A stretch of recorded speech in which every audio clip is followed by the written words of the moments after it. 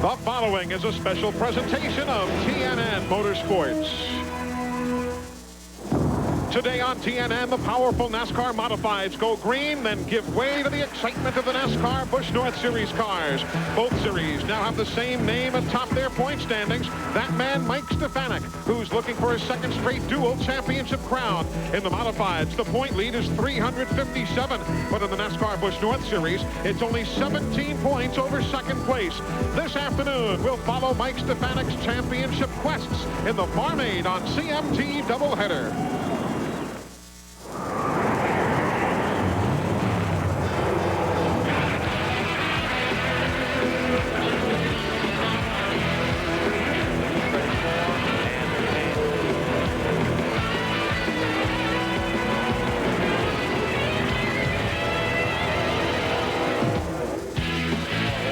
Motorsports is proud to join with NASCAR in the celebration of its 50th anniversary. As today, we are live with you at New Hampshire International Speedway. It's a doubleheader. The NASCAR Featherlite Modified Tour and the NASCAR Busch North Series running in the Farm Aid on CMT doubleheader. And yes, even though it's an overcast day with a chance of rain, nobody's talking about the weather. They're talking about only one thing, one man. Mike Stefanik, a 6-time winner here at New Hampshire International Speedway, a 10-time winner in 1998. Think about it. Richie Evans in 1985 won 12 times in a single season. Stefanik is within 2 of that mark, and he has 55 career wins. He is the man that everybody is talking about here in 1998. Hi, everybody. I'm Eli Gold. Welcome to New Hampshire International Speedway. An overcast day. The weatherman says that, yes, there is a chance of rain today. But the big story is what's happening on the racetrack. Mike Stefanik just tearing it up. Whether it's in the Featherlite Modified Tour or the Busch North Series, there you see the point battle in the Mod Squad. It's over. Mike Unitsko is on the Bud pole here today. But right now, the point championship has really gone up in smoke. Stefanik has it and will cruise on him. And Glenn Jarrett, you've spoken with Mike so many times this year, usually in victory lane. What's he saying now on the starting grid? Well, Eli, you're right. He's 3 for 3. Add to that list of accomplishments the fact that he leads the Track Series Championship, which if he holds on to that today, another $5,000. Last time we saw you, Mike, you had to start in the rear of the field. You started 40th. It didn't take you very long to get to the front. How long today? That's a good question, Glenn. I've been kind of pondering that myself. They put a sealer on the corners, and it hasn't been friendly to anybody who's tried to run the outside. So I was just sitting here wondering that. I don't know. This is going to be a different race than we've seen up here this year. Which means that it might take him a little longer to get to the front than normal. By the way, he was fastest in morning practice. Now let's go to the front of the grid. Here's Matt Yoakum. Well, Glenn, Mike Unitsko knows it will take a Herculean effort to catch Steffi in the championship chase. But he's already proven Unitsko is up for the task. In warm-ups today, his hand, which had a cast on it, bothered him. He cut the cast off, then he put the car on the pole. Mike, how tough will 100 laps be on that left hand today? Yeah, if we can keep everybody behind us, it'll make it feel a lot better. I've been soaking it in ice all morning. Hand feels pretty good right now. We'll just try to keep all these guys behind us. Well, he's won here before, starting alongside Jamie the Jet Tomeno. He, too, tries to end a winless streak going back 4 years. Eli?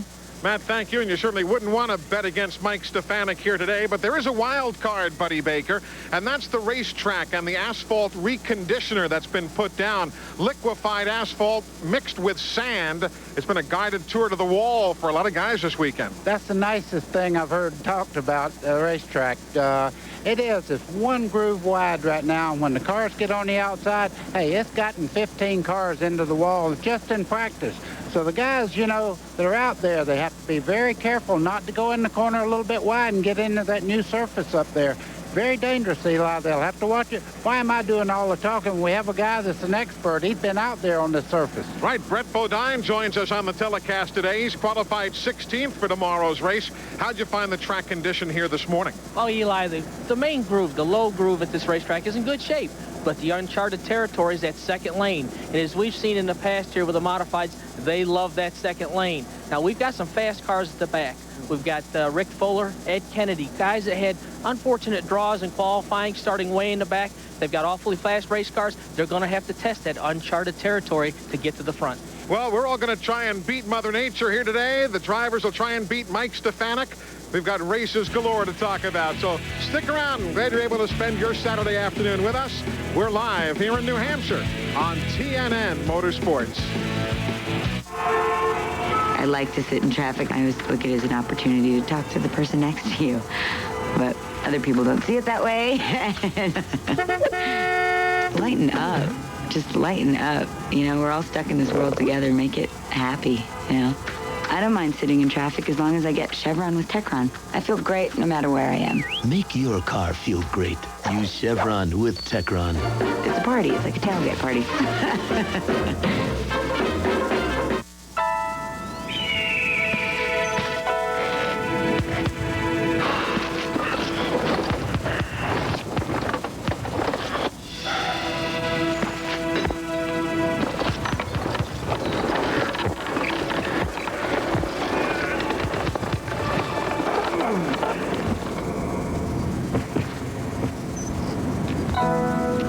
Comfort that never quits. Red Wing shoes. Work hard. We argue all the time as to who has the better lawn. They're all envious of my Scott lawn, definitely. Scott's does it for all three of us. Now, during the summer, my grass takes a beating. A heavy sun, droughts. What the grass needs is turf builder. About September, I put on a turf builder. It pumps it up, it rejuvenates, it gives it that extra punch for the roots. You gotta feed it. It's beautiful lawn. Look at that. Look at thick. Nice and green. It's thick, it's flush. Fall is the best time of year to put down Scott's turf builder. Wendy's Chicken Caesar Pita is filled with fresh vegetables and chunks of chicken wrapped in warm, soft pita bread. Finally, something so delicious, you feel so good about eating. Wendy's fresh stuffed pitas. Feel good. It's a win-win situation.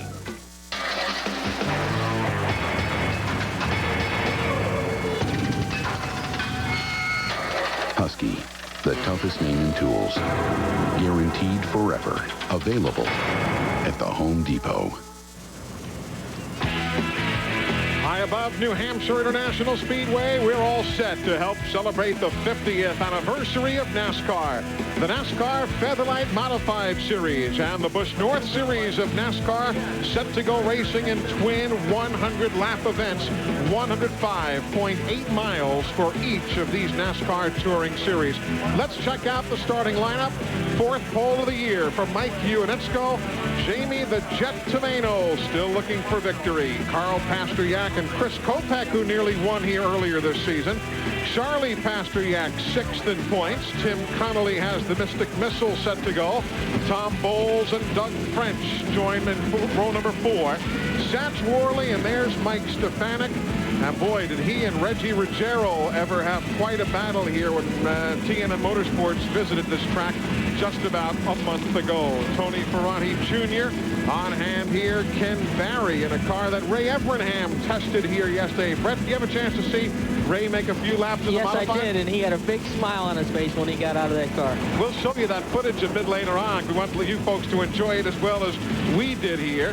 Tim Mangus, car number 93, a good run here where we visited a month ago. And, of course, the veteran Tom Baldwin. He's been on tour since 1986. On down the starting line, and now we're starting to get to some of those fellas, buddy, that Brett was talking about earlier.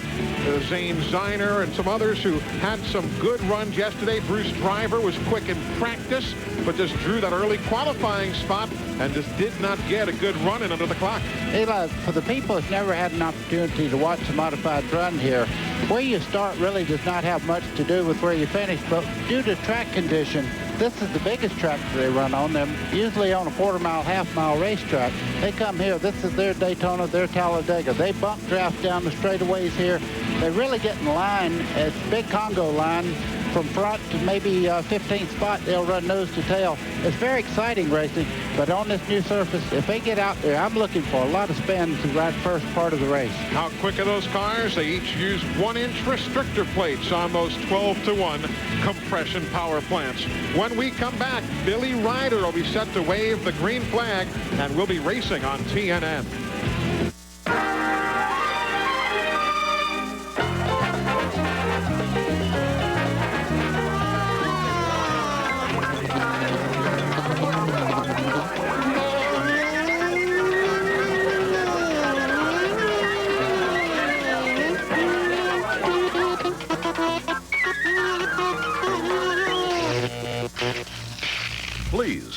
drive drunk.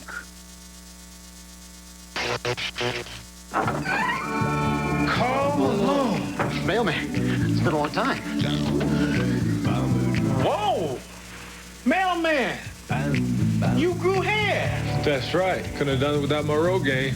The new Rogaine Extra Strength for Men. It's concentrated. It gets more to the root to grow 45% more hair than the original. Nice rebound. Come on. Sign my Rogaine. The new Rogaine. 45% more hair. It delivers for me. This is as close to nature as some people get. But you ride all day to get way back in there. Kawasaki's brand new Prairie 300 4x4 and Prairie 300 are designed to be the most comfortable ATVs you'll ever ride. And only the Prairie comes with automatic transmission and Kawasaki's legendary dependability to put miles between you and civilization. Come on in, then get out. Get $200 of free Cabela's gear or special financing when you buy almost any 98 or 99 Kawasaki ATV. How fire-breathing dragon Scorch eats a Reese's.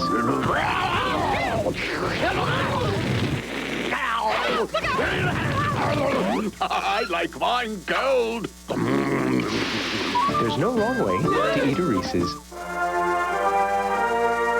Motel 6 is renovating nationwide, and once you see how nice the new rooms are, you'll want to stay up extra late just to enjoy them. I'm Tom Bodette from Motel 6, and we'll leave the light on for you. There you see the Universal Welding Chevrolet. That's not Ken Barry at the wheel, but yesterday afternoon, Ray Evernham, who still holds track records at the Flemington Speedway in his modified days. And Brett, you're right. You get that racing bug in you. You just cannot satisfy it, even as a winning crew chief. That's exactly right. I was envious. I wish I was the one out there instead of him. Art Barry always prepares a fine, fine race car. Of course, a lot of teams looking forward to good runs here today. What are they going to have to be dealing with? Well, there you see the starting grid of 40 posted awards. And the race record, Mike Stefanik. You weren't with us here, Brett, when we visited on the NASCAR Craftsman Truck Series weekend. Stefanik started dead last, lost his car in practice, brought out another, went dead last, and went to the front. That had to be a heck of a show. I'm a little bit skeptical about today's ability for someone to come from the back. As we spoke in the opening, the outside lane is unproven right now. But I'll tell you what, these modified guys, they don't want to hear no. They're going to jump on that outside, go to the front. And Glenn, as good of the luck has been for Stefanik, I guess that's how poor the luck basically has been at this track for Tim Connolly. Well, it has, Eli. He's always seems like he's got a good car, but he gets involved in some crashes. Seems like he's in the wrong place at the wrong time. You know, Tim did win here on TNN at New Hampshire back in July of 1997. He's had one win this year on the road course at Watkins Glen. He's looking to turn things around. What do you got, Matt? Well, Glenn, another contender to keep your eye on today is the frequent flyer, Ed Kennedy. He starts 36 via a provisional. He has struggled all week, and his best career finish came right here at New Hampshire with a second-place finish. He hopes to score his first career victory today, but he definitely has his work cut out for him. Why do they call him the frequent flyer? Well, because he lives in Texas. That's right, he is a full-time resident of Texas, and he flies frequently to get to NASCAR Featherlite Modified Tour Series events. So that's why they refer to Ed Kennedy as the frequent flyer. Good crowd on hand here today as the field gets the one-to-go signal. Early stop for Rick Fuller making his way down the pit lane. No reason not to. Top it off with a little extra fuel because he's already starting shotgun on the field at 40th. But he comes in to the attention of the crew very briefly. There you see some of the fans already on hand to enjoy this doubleheader at tomorrow's Farm Aid on CMT 300. And Brett, you were running well in that last practice today. Right there keeping pace with Jeff Gordon. We were impressed watching that this morning. We've got an awfully good race car, Eli, and the Paychex Ford is run well all weekend here. Hopefully we can have a strong run tomorrow. Hope so. We'll be, of course, talking about that tomorrow with our pre-race coverage starting at 12:30 Eastern Time. Race time is shortly after 1 Eastern. That is tomorrow. But right now, let's watch the Mod Squad go to work for the first of 100 laps here in New Hampshire.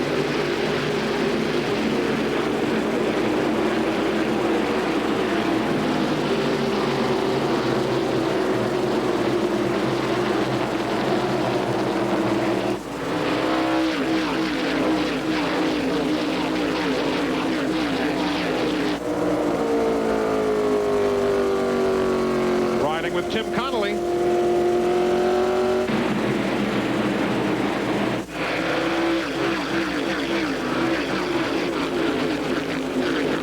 Good, clean lap number 1. Everybody's showing a lot of good, cool give and take on the first lap.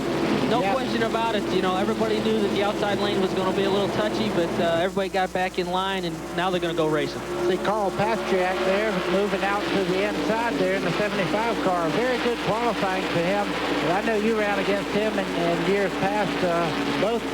He and his brother both had great qualifying. Carl's in the 75 right there. Right behind him, Charlie in that blue number 5. Carl's been on the tour since its inception in 1985. Unfortunately, hasn't got a win in some 255 starts in the series. But really, nobody's been a better ambassador for the series, and that's Carl Pastriak. There you see the first 6 cars have kind of broken away from the rest of the field. Charlie Pastriak now looking on the inside of Carl. Could make that move going in the corner. And Glenn, Pastriak, both of them, Carl and Charlie, having a good start here today. Yeah, they are, Eli. You know, Charlie called me over right before they fired up engines, and he pointed at Carl right in front of me. He said, "You ever been in this position before?" And I said, "What's that?" He said, "Having to be right behind your brother, do what he does." I said, "Man, it's like that every week." I think Brett can identify with that. You know, these guys own a paving company. He said that Carl is his boss. He said, "Man, if I go up there and bump him, he can make my life awfully tough come Monday morning."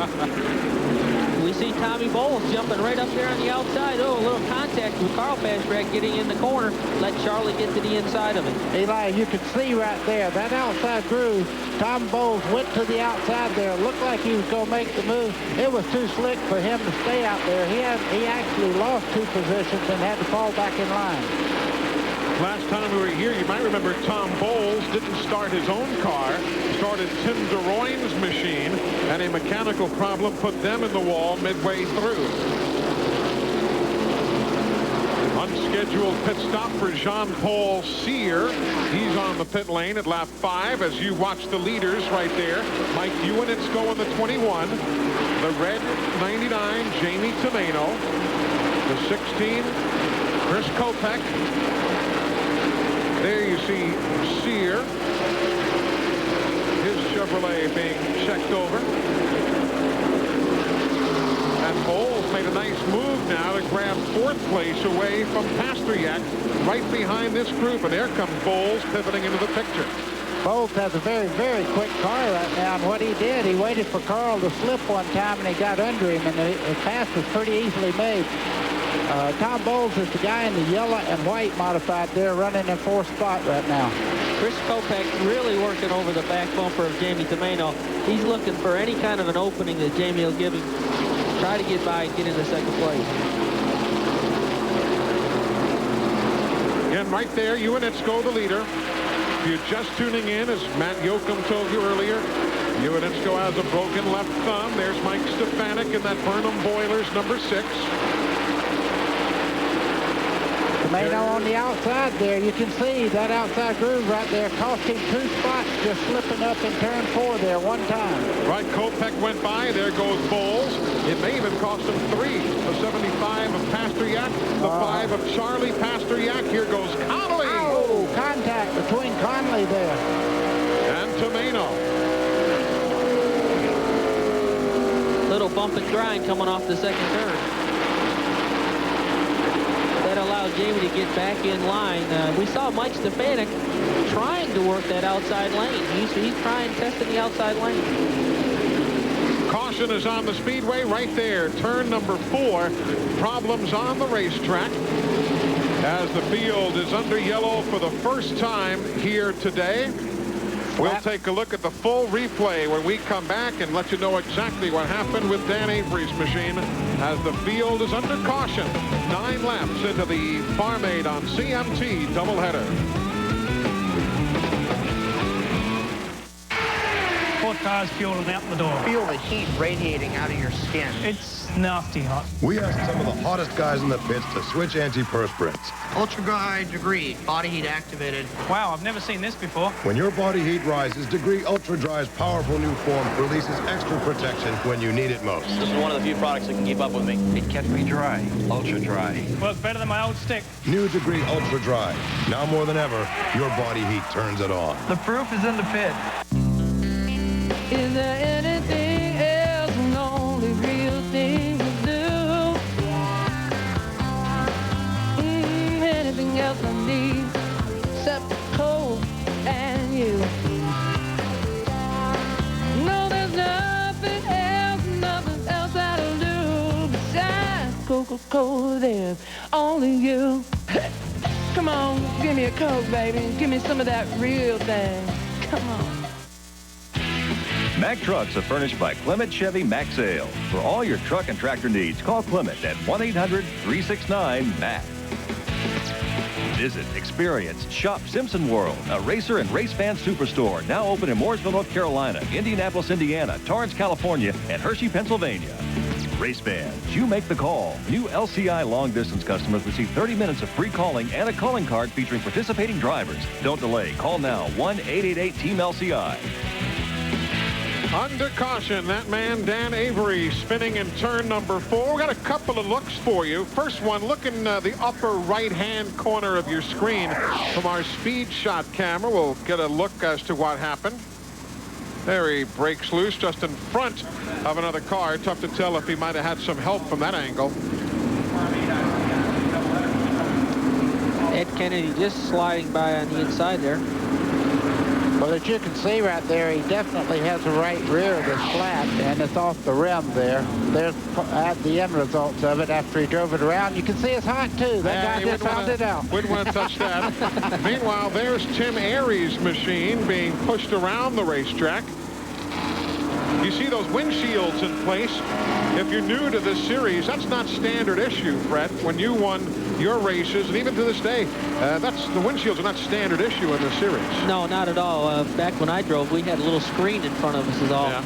But, you know, here in New Hampshire, aerodynamics plays such a big part in the shape of those windshields. Really helps the aerodynamics of the car inside the cockpit. Tony Pronyne Jr. getting service on the pit lane. Eli, talking about the windshields on these cars, they look a lot like the fairing on a motorcycle, and they're placed on the dash itself, and they're very, very aerodynamic as far as the shape. They come to almost a bullet point. Veteran Tom Baldwin from Long Island, and there's Neptune, New Jersey's Jamie the Jet Tomeno, Glenn. He's been around a long time looking for a win. Oh, he has, Eli. I tell you, it's been way too long. He and his crew chief, Billy Potts, were just talking on the radio about 2 laps before you saw Jamie give up those 5 spots to fall from second back all the way back to 6th, and he may lose a few more. The car's a little tight right now, and they got a problem. They cannot hear Jamie on the radio. He can hear them fine, but they cannot understand what Jamie's saying, so they're just going to have to guess at what corrections to make. Also, Carl Pastriak, number 75, he's reporting a little tight as we're getting ready to go green. Brad, I'm sure you've talked to Jamie over the years. It's tough to get a read on what he's saying straight up one-on-one. He talks about as fast as his car goes. He's got that strong New Jersey accent. He does, and he lets it go in a hurry. As we watch the start here, you see Unisco getting a great jump there on the inside. That's the one thing the modifieds do. They start on the inside, the fast cars, instead of the outside like Winston Cup. The preferred lane, the short way around, and Mike goes wide. Bowles grabs the lead. That's all it takes. Tom Bowles took advantage of Unisco's slide, but I don't know if Mike is going to hang on a second. Here's Charlie Pastriak in the 5. Boy, that's bravery. He just drove her on down in there on the outside of Charlie Pastriak and made that move back into second place. He was actually out of line. Watch these cars bump draft. You see them hit right there down the front straightaway? That's what we're talking about when we say bump draft. They actually go up there and hit the car in front of them, and it gives them both more RPM down the straightaway. We saw Tommy Bowles get shuffled on the outside. Chris Kopech did a great job there. He backed off and let Bowles get back to the inside.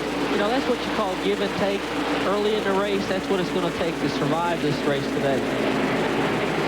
That was the voice of Brett Bodine, a three-time winner on the NASCAR Featherlite Modified Tour. As here goes Charlie Pasteryak in that blue 5. Thought about trying to the inside of Uinitsko. Pasteryak's got a great car. He can run up there on Uinitsko down the straightaway, actually push him. They're trying to break away as he makes a move to the inside. He has it going into turn 3. Charlie Pasteryak takes over the top spot here in New Hampshire. Tommy Bowles looking to get inside of Uinitsko. Couldn't quite complete the pass coming off turn 4. And just behind them, there's trouble brewing. You see Stefanik look to the outside there. That's the first car that's really been ventured on the outside of the race. Easy enough for me to say, huh?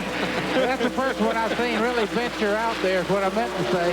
But you can see right there, Mike Stefanik really has that car working down in the corner strong. And I understood you perfectly. I knew exactly what you were trying to say. Which concerns You've heard me. it before, right? Here goes Stefanik again. Just carving his way to the front.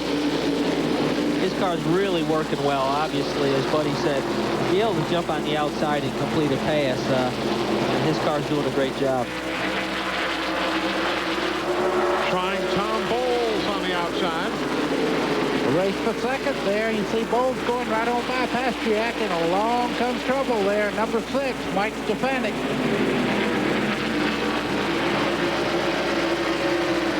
Tommy Bowles has got an awfully good race car also, and he's given Stefanik all he wants, trying to get by. Brett, now as they run along, that surface has been slick all week, but as they run along and you start passing lap traffic, the outside groove should start to work in. There's no question about it, buddy. Nothing helps an outside lane better than a race. You know, as we practice, we tend to always hug the groove, keep the car in the perfect position, and get the car set up that way. Now that they're racing a competition, they're trying everything they can to get by each other, forcing cars to run side by side. There goes Bowles inside of Uinitsko and brings Stefanik with him, so they'll swap it around again. Well, Charlie Pasteryak's going to line up behind who he thinks going to get him by Uinitsko, and it was Mike Stefanik as they go down into turn 3.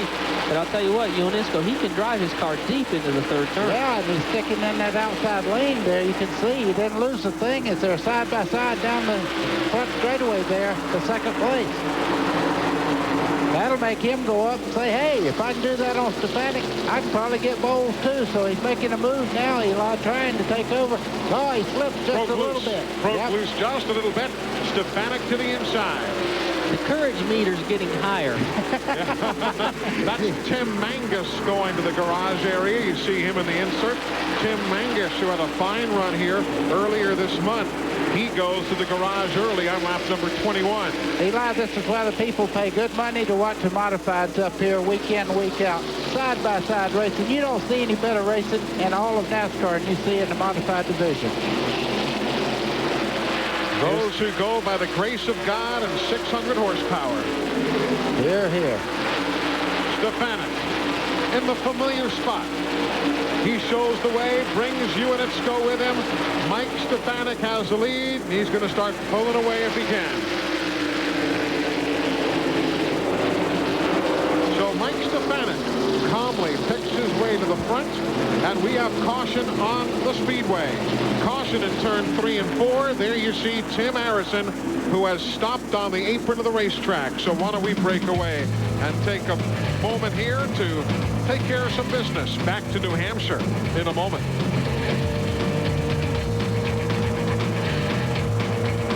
Hi, I'm Jim Palmer. You know, a lot of people ask me, what can the money store do for me? Well, let's take a look. Say your monthly mortgage payment is $650. Your car payment $400, your monthly credit card minimum $350 for a total of $1,400. Now, watch what can happen when you refinance with a money store. Monthly payments cut nearly in half. That's huge savings directly in your pocket each month. And better yet, the interest is tax deductible. So call 1-800-LOAN-YES to refinance your mortgage today. It really adds up.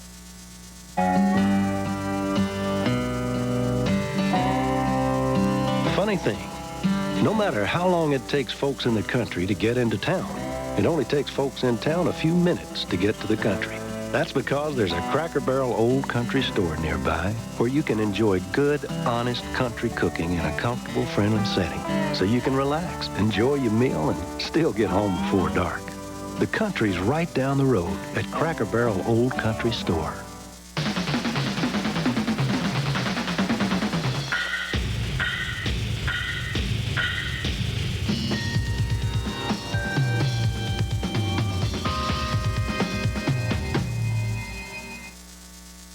Adelphia puts premium entertainment right in your living room 24 hours a day with HBO. This month, a scientist must learn to trust her heart instead of her head in Contact. The relationship between sisters is strained when their mother gets sick in Soul Food. Steven Seagal is an EPA agent who must avenge his partner's death in Fire Down Below. And the chairman of the board and his crew show the world how to swing in the Rat Pack. You'll find what you're looking for on Adelphia and HBO. Call and order today. Summertime. Time to get away from it all without totally getting away from it all. This summer, pick up a brand new Motorola pager in service during Page Time's Summer Splash Spectacular and get one very hot deal. Free activation, a free 30-minute prepaid phone card, 2 months of free voicemail, and if you pay for a year in advance, you'll save up to $24. So call 1-800-870-2220 and make summertime Page Time. Welcome back, everybody, as the folks here at New Hampshire International Speedway love their racing. The Modifieds, the Busch North Series, tomorrow the NASCAR Winston Cup teams, all right here live on TNN Motorsports. We're so happy you're able to join us here. You know who's having a good run? That guy right there, the number 41 of Peter Madden. Don't talk much about him, but all of a sudden the guy's a factor today. He started 18th, Eli, and he's all the way up to 10th. He must have been taking advantage of that outside lane. As we saw at the front of the pack, it's getting better on the outside. Now, as we do see the overcast clouds starting to roll in a little bit more, maybe the track conditions are changing. Glenn Jarrett is down on pit road, and Glenn, you were just telling us during the commercial break that it has gotten obviously a whole lot more cloudy. What does that mean to the performance of these race cars? Well, Eli, everybody's looking skyward here right now. They're hoping this cooler temperature with the cloud cover doesn't tighten their race cars up. You know, they try to run these things as free as they possibly can. The last thing that a modified guy wants is a tight race car, but they're afraid that these cool temperatures may do that. I was talking to Barry Cannell, that's Mike Stefanik's crew chief, and he's just pointing to the sky. He says, we got to hope that it doesn't get any cooler. We'll all find out together. The weatherman says maybe in about an hour we might see some rain here. Well, Eli, you know, you set up in conditions where the sun's out and all of a sudden it gets gray and you hope that you're somewhere close. I don't think Stefanik has a lot to worry about as much as I've watched him run already. Under cloudy conditions, he seems to be the car to beat. And there he is inside of Mike Uinitsko. Off turn 2. Mike Uinitsko in the 21 takes the lead going into turn 3 right there. Charlie Pastriak in the 5. Give him a good shot right about halfway down the straightaway and pushed him right by Stefanik. Now you want to hear about a guy who's had a year, as you see Stefanik going to the front, bringing Charlie Pastriak in that blue car with him if he can. Listen to these numbers for that white number 21 Uinitsko. 17 races, right? 3 wins, 7 top 5s, 14 top 10 finishes, but he's 357 points out of the lead. That's remarkable. That's hard to imagine having a season like that and be no closer to the point leader than that. And the bad part about it, the guy he's chasing right now has 10 wins. Let's see, he has 3 second places. The rest are thirds, and his worst finish all year long was 8th. And those numbers just tell the story of a great season, but it just pales in comparison to the number 6 car of Mike Stefanik. My 3 wins in this series came in that 21 car right there. That's a tremendously talented race team, and I know that there's a lot of frustration because they are having such a good year and still cannot compete with Stefanik numbers. You know, it seems like it was yesterday you were driving in the Modifieds. I looked up, it was, what, April of 1986? You had your last Modified Series win. That's a lot of time has passed. Look at those numbers now. Yeah, how do you catch that? The man has not finished worse than 8th all year. You know, Uinitsko, he's not going to give up. No. Look at this. I'm telling you, nobody likes to run second in this division. You see Charlie Pastriak third there looking over Stefanik. One little slip, he's going to be leading. These first 3 cars have jumped out to about a half a second over the 4th place car. even though they're Kopech racing. is running well, too, in fourth. Even though these guys are racing hard, they're still pulling away. I think the condition, we've got a spin off of turn 2. We have a spinner in turn 2, and there's, oh my, hard hits. The 12 is Ken Barry. Everybody else got caught up there and behind. The 81 was Bruce Driver. There he is. That's the car that is owned by Don Hawk, the president of Dale Earnhardt Incorporated, though it is not a Dale Earnhardt car. It is owned by Don Hawk personally. Tony Ferranti Jr. involved there in the number 31 machine.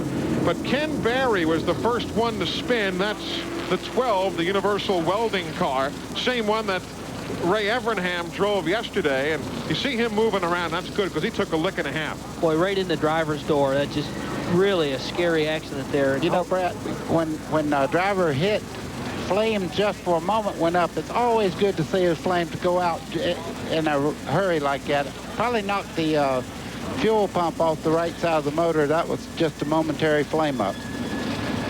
You can see Driver moving around in his car. Let's take a look at it again and see what happened. Again, the 12 is the first one to break loose right there. Barry. Oh, man. Oh. Driver in. Kennedy goes wide in the 0. And here come others spinning. Tommy Close in the 69. He spun through, and they're going to have to put out the red flag here at New Hampshire. There's another look.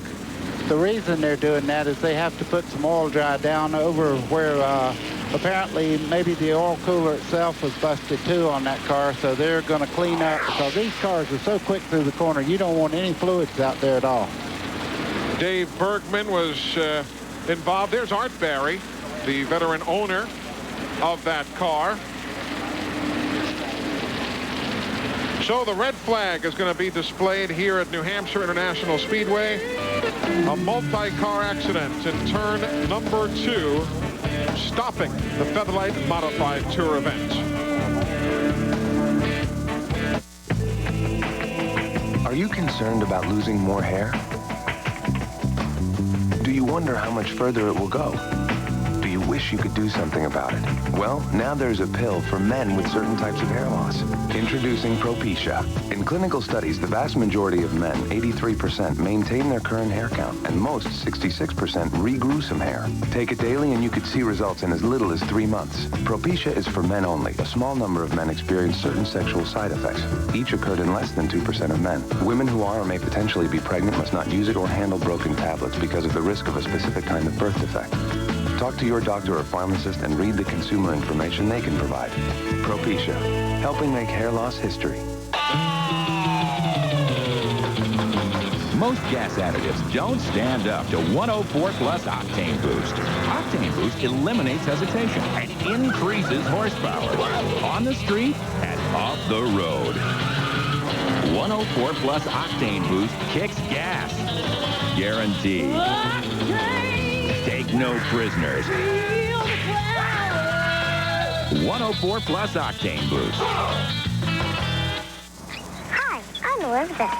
Oh, cookies! Actually, I'm selling power tools. Ratchets, screwdrivers, wrenches. Where have all the cookies gone? Into Hershey's Cookies and Cream. A mouthful of cookies in every bite. There's a certain amount of pride that comes with doing it yourself, and Peerless makes it easy. So go ahead, let everyone know. I installed my own faucet this weekend. I installed a Peerless, the do-it-for-yourself faucet. Jimmy Spencer spinning in turn 4. Oh, he saves it. Tired of missing all the action? Get the big picture with revolutionary extra-wide Bushnell binoculars. About 3 times wider than most regular binoculars. Extra-wide binoculars from Bushnell.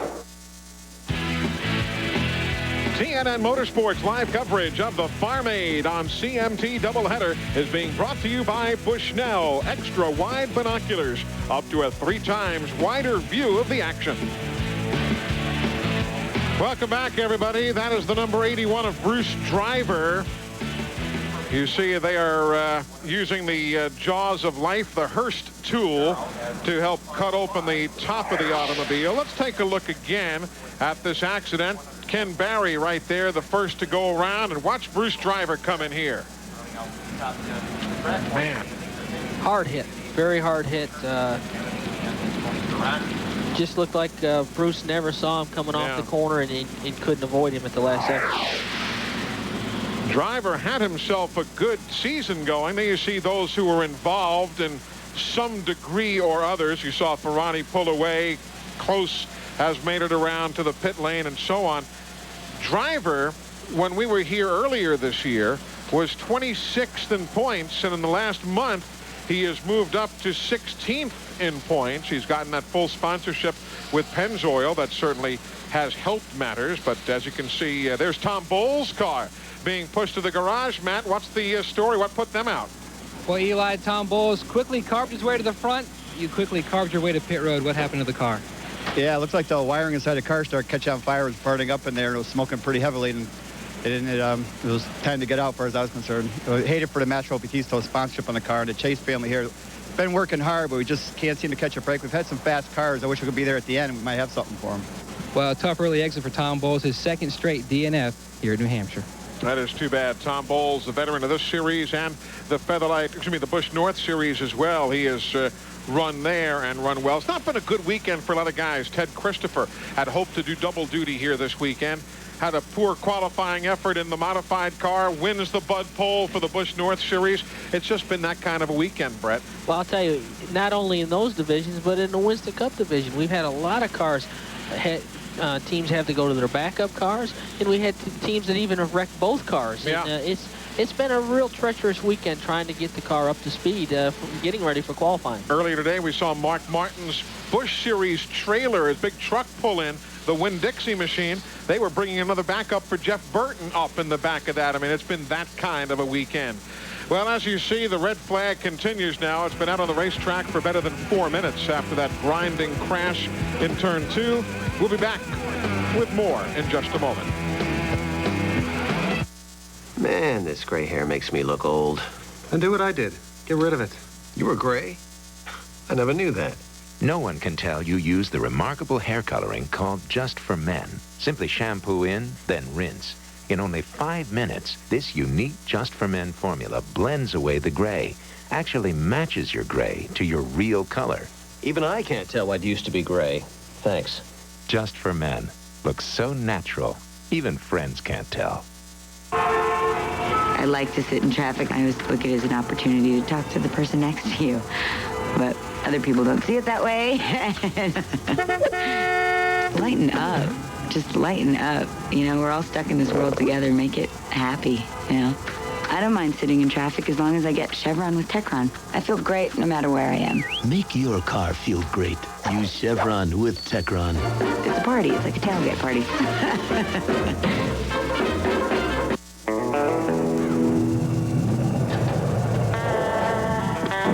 After 50 years of sponsoring professional rodeo, you learn a few things about horsepower. Like when it's a good time to put your brand on the horse with the most power. Wrangler is a proud sponsor of the Dale Earnhardt Incorporated #1 race car, driven by Steve Park and branded by Wrangler. This is no ordinary leather jacket. Because when you put it on, you're not just saying you're a NASCAR fan. You're saying you care about kids. Buy an EX-side NASCAR Select battery in 1998 and get the special 50th anniversary NASCAR jacket for just $150. And on behalf of NASCAR fans everywhere, Exide will donate all profits to Give Kids the World Foundation. The special edition 50th anniversary NASCAR jacket. Look for details wherever Exide NASCAR Select is sold. Nice jacket. Tonight on TNN, it's a high-speed march through Atlanta when the Open Wheels Warriors of the Pep Boys Indy Racing League line up the Atlanta Motor Speedway. It's IndyCar racing the way it should be.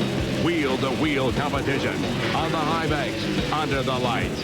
You don't want to miss the Pep Boys 500 live tonight at 9 Eastern, 6 Pacific, a part of Across America Week on TNN. Back with you here at New Hampshire International Speedway. The fans are eating it up. It's a big weekend of racing here in the Granite State. Tomorrow, the NASCAR Winston Cup teams in the Farm Aid on CMT 300. That scene is turn number 2 here at New Hampshire International. Bruce Driver is the driver being tended to after this grinding crash on lap number 31. There you see Ken Berry losing the car, and Driver just having nowhere to go. Hits him right directly in the driver's door. Hard hit, clearly. You saw them having to cut Driver's car. They removed the roof with the Hurst tool, the jaws of life, if you will, to help get the driver out of the race car. Again, Bruce Driver is the name of the driver. Glenn Jarrett, meanwhile, is around the 12 team down there. Ken Barry having climbed from that car. Glenn, what's the update? Well, actually, yeah, I'm up at the 21 pit, which Art Barry, we showed you a while ago. Art is Ken's father. He owns both those cars. And Art did tell us the good news is that Ken is okay. He got out, walked away under his own power. Haven't heard anything on Bruce Driver yet, but good news in that camp. Meanwhile, right next door is Mike Stefanik's number 6 crew, headed by Barry Bunnell. Bad news here. They have a water leak. It's pushing water out. The car is running hot. They're going to have to bring him in. They've got water here, and they've also got some engine seal, some stop leak, as we used to call it. Looks like they're going to have to bring him in right away. Matt? Well, Glenn, we've caught up with Don Hawk, the car owner. Don, what did Bruce say to you on the radio? Anything? Well, what happened is he got off into the corner there, and actually the microphone just keyed itself, which was probably the impact. And all we heard him say was to a rescue worker, it sounded like, is Ken Barry okay? Then we tried to talk to him ourselves, and we could just hear him breathing kind of heavy, and that's the last we've heard from him. So I'm just kind of waiting myself to see what it is. It was a situation where Ken was sitting so low on the racetrack, our spotter didn't see him, and Bruce didn't see him, and you know, we just hope Ken's okay and Bruce is okay, and we'll go from there. You know, that's the important thing right now. Well, definitely. And Don, go ahead and go on to the hospital as Bruce is being pulled in with the ambulance at this moment.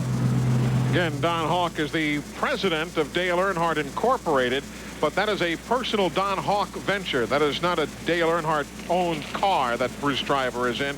Indeed, it's just a personal venture that Don Hawk himself is involved in. And there you see the car being brought back towards the garage area after Bruce Driver was taken to the infield care center. Well, we certainly saw him move, and obviously Don confirms that he did have the presence of mind to ask about the other driver in the major portion of the accident, Ken Barry. So let's certainly hope for the best. Absolutely. That's really good news. You know, when you're worried about the other guy, that you must be feeling pretty good yourself. It's going to take a while, as you can see there, to get rid of all that excess speedy dry. We've already been in a red flag period here for better than 10.5 minutes. We should, however, be back to green before too much longer in the Farm Aid on CMT doubleheader. So, what are we going to do today, Matt? Shave it off, all of it. Just Okay. it's just this dandruff. It goes away, comes back, goes away, comes back. Well, we can take care of that. Head and Shoulders? With regular shampoo, flakes can keep coming back, but Head and Shoulders helps prevent flakes before they start. You may never see flakes again. And your hair looks great. Glad I didn't do something stupid like shave my head. Head and Shoulders changes dandruff problems into beautiful hair. Chalk one on the blank line. Perfect white line. This is for Coach Brannigan, who kept me in that game. And for all the kids who voted for me. For my family, who said there isn't anything I can't do.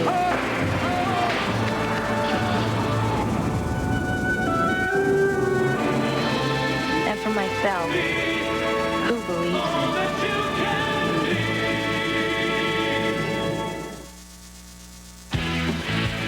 Featherlite, the official trailer of NASCAR, IndyCar, World of Outlaws, IRL, and a major sponsor of NHRA. Remember to call Featherlite for all your trailer needs at 800-800-1230. Radio communications are provided by Racing Radios. For all your racing communications needs as well as scanners, call on Racing Radios at 1-800-669-1522. And by LA West Luxury Vans. LA West vans are available at select Ford dealerships nationwide. Call us at 800-786-VANS. Welcome back, everybody. The cars are rolling after a red flag period of 11 minutes and 57 seconds, so nearly 12 minutes of the red flag. while track cleanup and attention to Bruce driver took place out in turn number 2. We are 31 laps complete. That makes it 19 laps shy of halfway. That is a factor with a threat of rain here in New Hampshire today. Of course, this is a 100-lap event. Now remember, the guys told you about Stefanik pushing water out of his Chevrolet while stopped on the back straightaway. So while many teams don't want to have to stop right now, certainly Stefanik is, as you see, coming down the pit lane to the attention of the crew.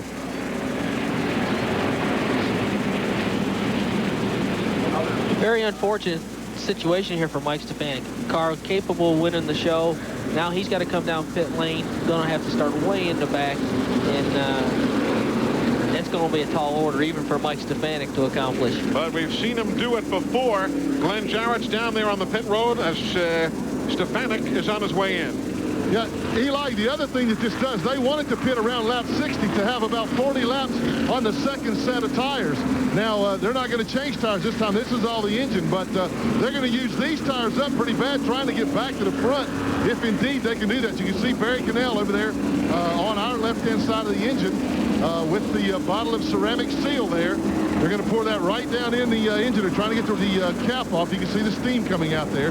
But you can see water all down the front of the car, dripping off the bars. I tell you, they got a bad problem here. Let's just hope that that can of stop leak is enough. I tell you, this. Oh, look at this. Mount Vesuvius. Yep. Boy, it is hot. See him pouring the, it's so much pressure there, he can't even get the seal in it. They got to cool it down first. There he's got it cooled down, the engine seal going in. The field's coming off turn 4, Glenn. Yep, they're going to have to hurry. They see that. They'll probably try to send him back out, put the cap on, send him back out, then bring him back in. I can't imagine they're even going to put the hood on. That's where the water puddle was on the back straightaway. Stefanik is pitted all the way towards the first turn in, so he's got some time, but I don't think they're going to make it. He just went a lap down. He just went a lap down. Oh, my. The red stop-and-go paddle is out at the head end of the pit lane. You see the official standing right there. Stefanik's going to back up into his pit stall. He's already lost a lap. You might as well continue your work. Well, you're going to be in on history today. Probably the first time all year Stefanik will finish behind 8th place. Glenn Jarrett? All right, in addition to putting the fluid to cool it in there, they're also going to take the nose of the car off, clean the grill out. You can see right there, they're looking to see if there's stuff. Oh, there's a hole in the radiator right at the very bottom.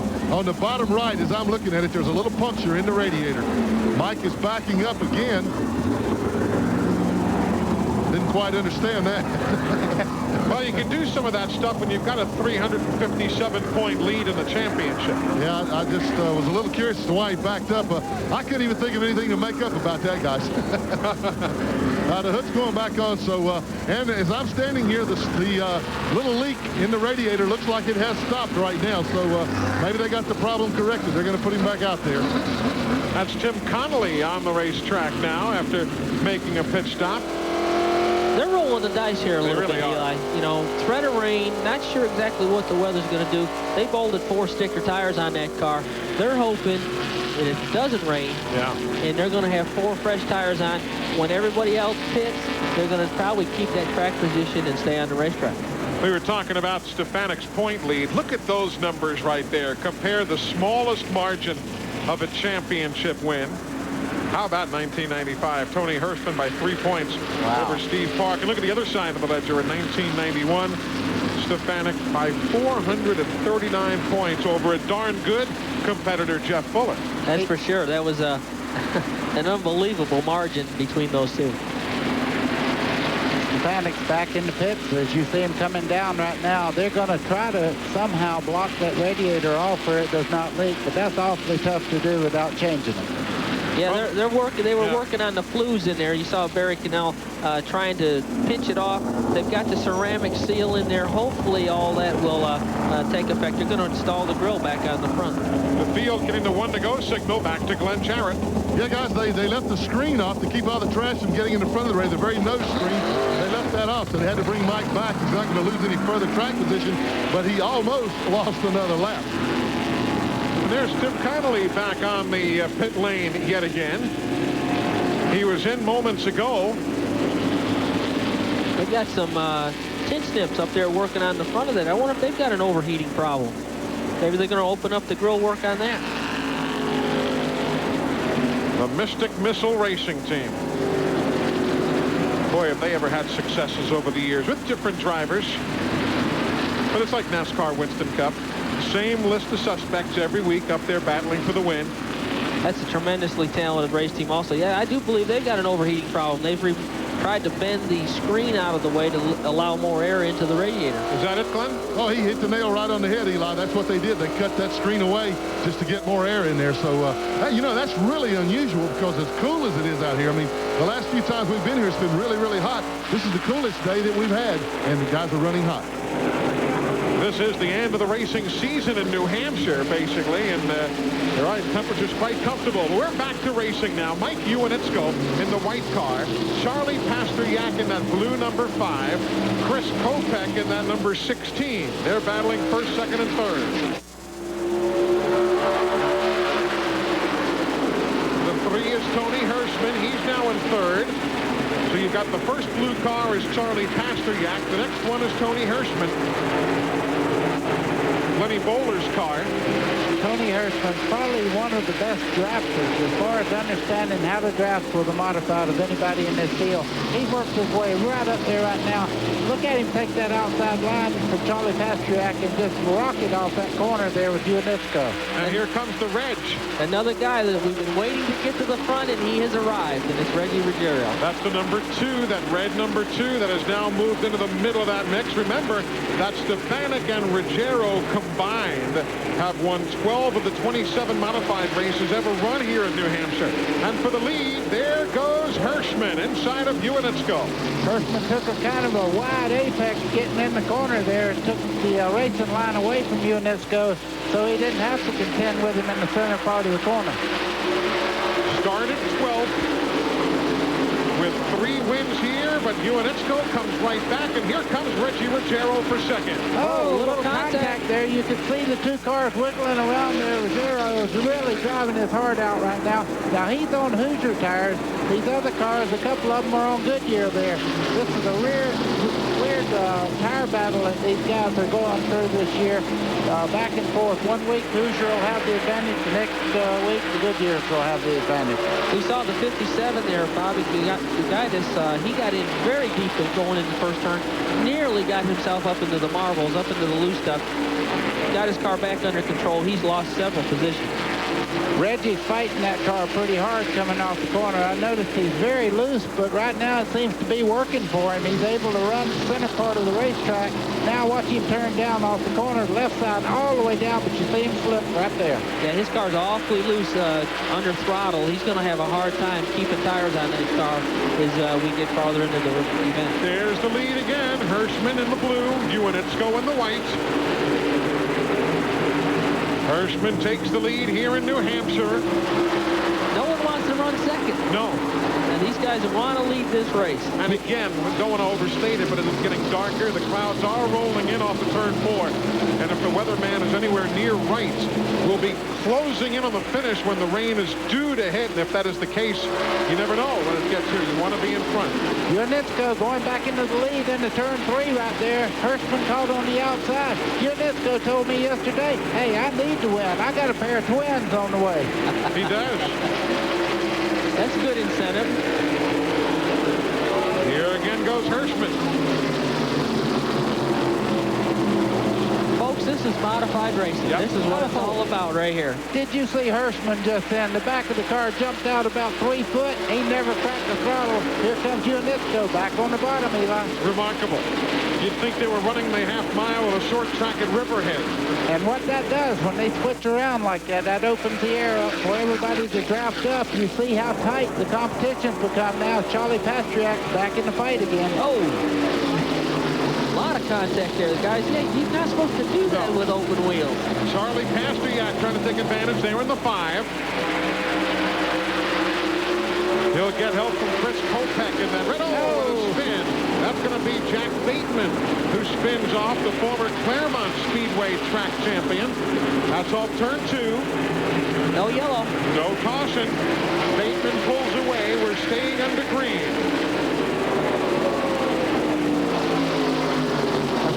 back here in this road's been a whole day right now. He's back in 4th place.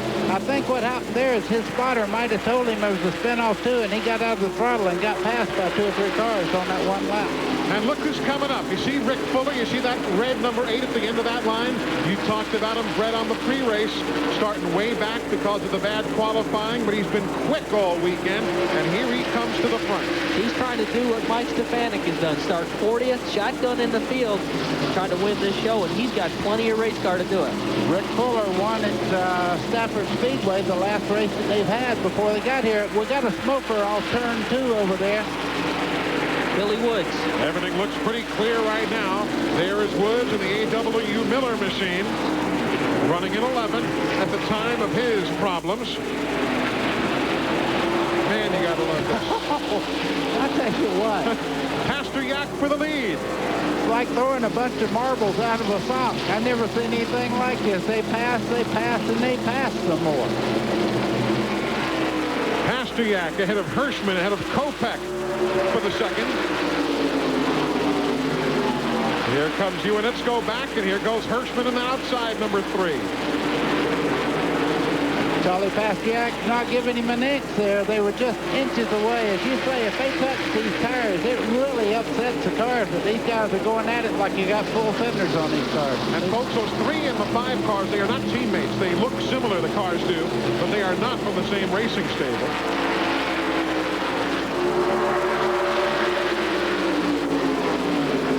Don't go away. We've got some more great racing coming at you.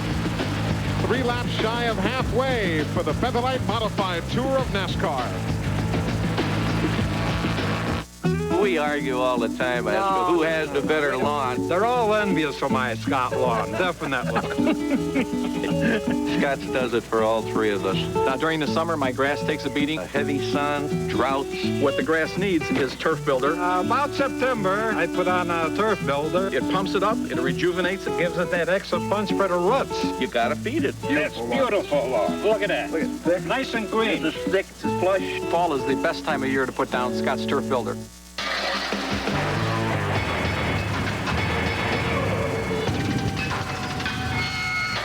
Husky, the toughest name in tools. Guaranteed forever. Available at the Home Depot.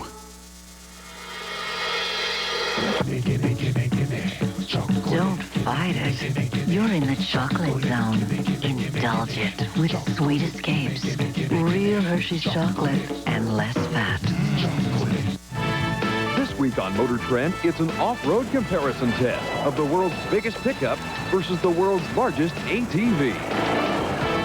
Motor Trend Television, today at 4, 1 Pacific on TNN Motorsports. This is a scary sound, but this can be a scarier sound.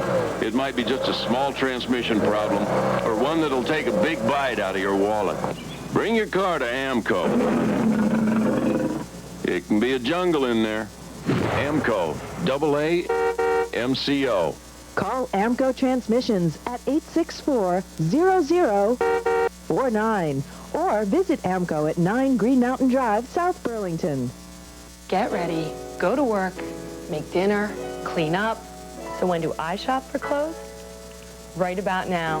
With the Romans catalog, great looking clothes, and they all come in my size. Romans has smart looking suits, blouses, and skirts for work. And the best part is, before I even open this catalog, I know everything will fit me and my budget. All it takes is a phone call, and they'll send you a free catalog. Shopping, it just doesn't get much better than this. After our doubleheader today, folks, remember that tonight, the Pep Boys Indy Racing League will be in action right here on TNN. The Atlanta Motor Speedway is the site for some high-speed action and should be something to see. Don't miss it. The Pep Boys 500 tonight, 9 p.m. Eastern Time, right here on TNN Motorsports. Mike Joy and Tom Sneva will be on hand with Ralph Shaheen and Vince Welch to bring you the action from Atlanta. That's this evening at 9 o'clock. We are 3 laps shy of, or past halfway now, lap 53. Look at that white and blue machine. Bobby G, as they call him, Bobby Gagetskis, moving up in the running order. And just behind him, Rick Fuller there in the 8, pulling to the inside. I tell you what, these guys cut each other off. They make moves that I hadn't seen in a long time in race cars. What excitement. As this group is racing so hard and battling, the front two have slowly checked out. Yeah. There you see the MCI folks bringing you NASCAR timing and scoring. Field going around Tommy Close's machine. Yeah, Bobby G's had a good run here today. That's the way I would have said it, I can guarantee. That's what they call him up in these parts. Yeah. Yeah, Bobby G. His car's really working well off the corner. He gets a tremendous run up off the corner at these guys, giving him the straightaway speed to pull out right there and try to make a move. Forward fight, as I guess the drivers like to call it, huh? His car really has taken to the change in the climate. You know, the weather's changed, and evidently his is one of the cars that's really like that change. You could see him gain almost a full car length on Unisco just in the center part of the corner. But he looks like he's lacking a little bit of the horsepower down the straightaway. His car's handling awfully well, but some of these other guys have got a little more power down the chute. Gets finished 12th at Stafford just a few weeks ago. That was bump drafting in the corner there. Yeah. Yep. Meanwhile, it is getting darker and darker overhead. The rain that they talk about drawing all that much closer to New Hampshire International Speedway. Eli, we're getting a report from the pits there that Unisco's car will not turn. It's pushing up in the center part of the corner. He's having a time right now. And that's why you see him enter the corner so wide. You'll see him enter extremely wide compared to other people. He's trying to drive the push out of the car as it gets to the center. That's for third. Gets it away from Unisco. And Fuller followed him right on by. Unisco's dropping back just a little bit. As Glenn Jarrett reported, he was pushing in the center part of the corner, and you can see him lose quite a bit of track time as Fuller makes another move. Fuller now, he's all the way up to 5th place. Meanwhile, there's Zane Ziner, one of the regulars from the Tioga Speedway in New York, on the pit lane, car number 76. They fought handling problems all week with their car. Had a car that they felt like should have qualified better, but once they put it in race trim, they couldn't get the bugs worked out of it. Look at that battle. 66 right there, not going for position. That's Tim Airy, who had problems earlier, but nevertheless just riding right there with Unisco. Eli, I'm seeing just a little drizzle on the front window here, just in front of me. I think it's just beginning to drizzle a little bit, and I know the drivers are looking and they know it's starting to go. You watch them turn it up now. The reason we're not showing the front two, there's a gap between first and second. This is the battle on the racetrack, and these guys know it could rain at any moment. They're going to get all they can get. Hirschman leads by a half second on Charlie Pasteryak. Then it is 5 seconds back to this scramble here, led by Rick Fuller. Look at that march through the field. Fuller's been awfully impressive in the 8th. Really? He was like 13th quickest in practice yesterday, and again, had that tough draw in the qualifying. There's Tim Airy. He's running 31st. But he's got an awfully fast race car. Yes, he does. There's Mike Stefanik. Oh, he's slowing down. Stefanik with his overheating problems back in 25th. And Stefanik clearly slowing down. Closer to the front, the 16, Kopech. Caution on the speedway. Caution not for rain, but for debris here on the main straightaway. Caution is for debris here on the front stretch. And there's Jamie the Jet Tomeno. Problems for the man in Neptune, New Jersey. Jamie having such a great weekend, qualifying so well. Really hoping he could get himself a win here at New Hampshire. Unfortunately, it's not going to happen today. Taking it right to the garage area. Evidently, terminal problems on that car. So Jamie Tomeno will join Ziner, Close, Cole, Woods, Avery, Barry, Driver, Bowles, Mangus, and Sear all in the garage area here at lap number 62 of 100. NASCAR official retrieves the debris here on the main straightaway. Here come our leaders. Open, and here come the leaders, Matt Yoakum. Okay. It's all yours, Matt. I'm sorry, Eli, I didn't hear you. A number of teams down here are talking about doing some 2- and 4-tire stops. The 16 car, Chris Kopech, they're going to go with 4 tires, as is Tommy Hirschman and Lenny Bowler's 3 car. The 16 did not want to go with 4, but they've got a problem on the left front. They were trying to go for track position, but they are going to go for 4 tires. The tires look pretty good off the 3 car. Now let's go to Glenn Jarrett. Okay, man, I'm down in Mike Uinitsko, the pole sitters pits. They're on the right side right now, putting fresh rubber over there. They will go to the left side also. They're going to make a 4-tire change. Normally, they don't have to change this left front tire unless they got a handling problem. As I told you, this car very tight. So they're going to change that left front, try to help loosen that car up a little bit. I guess put a little smaller tire on the left front of that car. Right side's on, left side's the tire rolling away. One of Mike Stefanik's guys catches that for them. Here come the leaders. Charlie Pastriak beats Tony Hirschman out. Chris Kopech, Tommy Cravino. Ooh, a big problem on the left rear of Uinitsko. He lost a lot of track positions, a good 8 or 10 extra spots. Also, Bobby Kuketskis couldn't refire his car after his pit stop. The crew pushed him partway down pit road before the car caught and pulled away. Jamie Tomeno, as you saw, has gone to the garage area, so the attrition rate somewhat high as pit stops take place now for those cars a lap or more down. 64 of 100 laps complete in New Hampshire. Hi, I'm Bob Vila, and I want to show you another great innovation in Craftsman hand tools. It's the Craftsman Quick Wrench, exclusively from Sears. The Quick Wrench is a combination wrench with a unique open-end design that makes it work like a ratchet. An ordinary open-end wrench has to be removed and repositioned after every turn. But the Craftsman Quick Wrench stays in continuous contact, making the job faster and easier. It's all because of this simple ratcheting action. And the Quick Wrench works in both directions, just as fast and just as easy. You don't have to worry about the Quick Wrench slipping or rounding off nuts and bolts, because both ends have the exclusive Craftsman headlock design. It grips more on the flat sides of the nut or bolt, away from the points, which helps prevent rounding off. The Craftsman Quick Wrench is precision forged from high-carbon tempered steel for a lifetime of durability. The entire 6-piece set is only $19.99. And because it's a Craftsman hand tool made in America, it's guaranteed forever. And what about those places where a ratchet and socket won't fit? That's where the Quick Wrench really comes in handy. It's made to reach right into tight spaces, and the ratcheting action gets the job done in no time. Craftsman made the Quick Wrench up to 30% longer than conventional wrenches to give you extra leverage, more torque, and extended reach. Use that extra leverage to break bolts loose with the closed end and then quickly finish with the open end.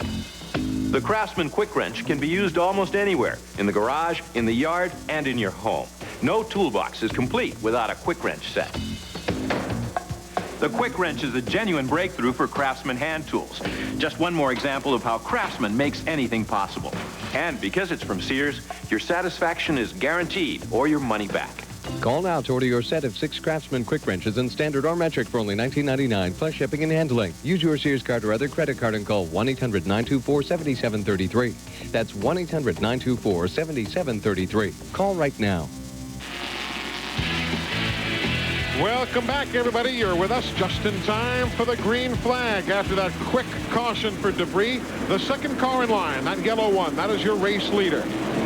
4 is Tim Connolly. His pit stop strategy coming into play with his earlier stops, and he is now at the head of the field as they storm back off with lap 66 of 100 on the board. And Ed Kennedy, as we reported, he flies in. He loves the modified division so much, he flies in from Texas to run weekly in the modified division. Now, the car ahead of the leader is Bateman, who is being shown a lap down in 23rd spot. He'd actually be on the tail end of the lead lap now. Jack Bateman, who spun earlier.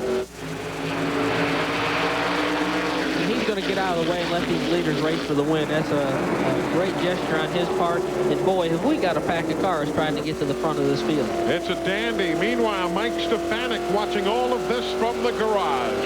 Yeah, not exactly where he wanted to be. Not at all where he wanted to be. Mike, it was a great rain while it lasted, but just wasn't meant to be today. Yeah, you know, we put something through our radiator. I don't know, picked up something and went through the radiator, and it got hot. damaged the motor before he could get it in here, get it cooled down, and get some stop leak in it, get some water back in it. So it's just not our turn today. Oh, it wasn't his turn, but I tell you what, guys, he went out on top. He has done just that. Still has hundreds of points of an advantage atop the series point standings. Connolly, and here comes Meserve in the black number 1. What a great shot. You're looking back from Connolly's car there. That was a great shot as they're pushing each other down the straightaway in bump draft here. Looking back at out of Connolly's car. You notice the rear spoiler on these cars is clear. The reason for that is you can't see out of these things if you put a metal spoiler on there. So you have a clear plastic that you can look in the mirror and see the car behind you and know where he's at. Connolly is the leader. Meserve behind him. Kennedy, Kopech. Eddie Flunky Jr. as well. 16 is Kopech.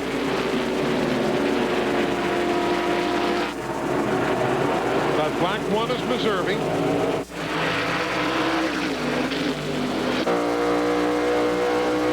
Kopech looking on the inside of Connolly as they enter first turn.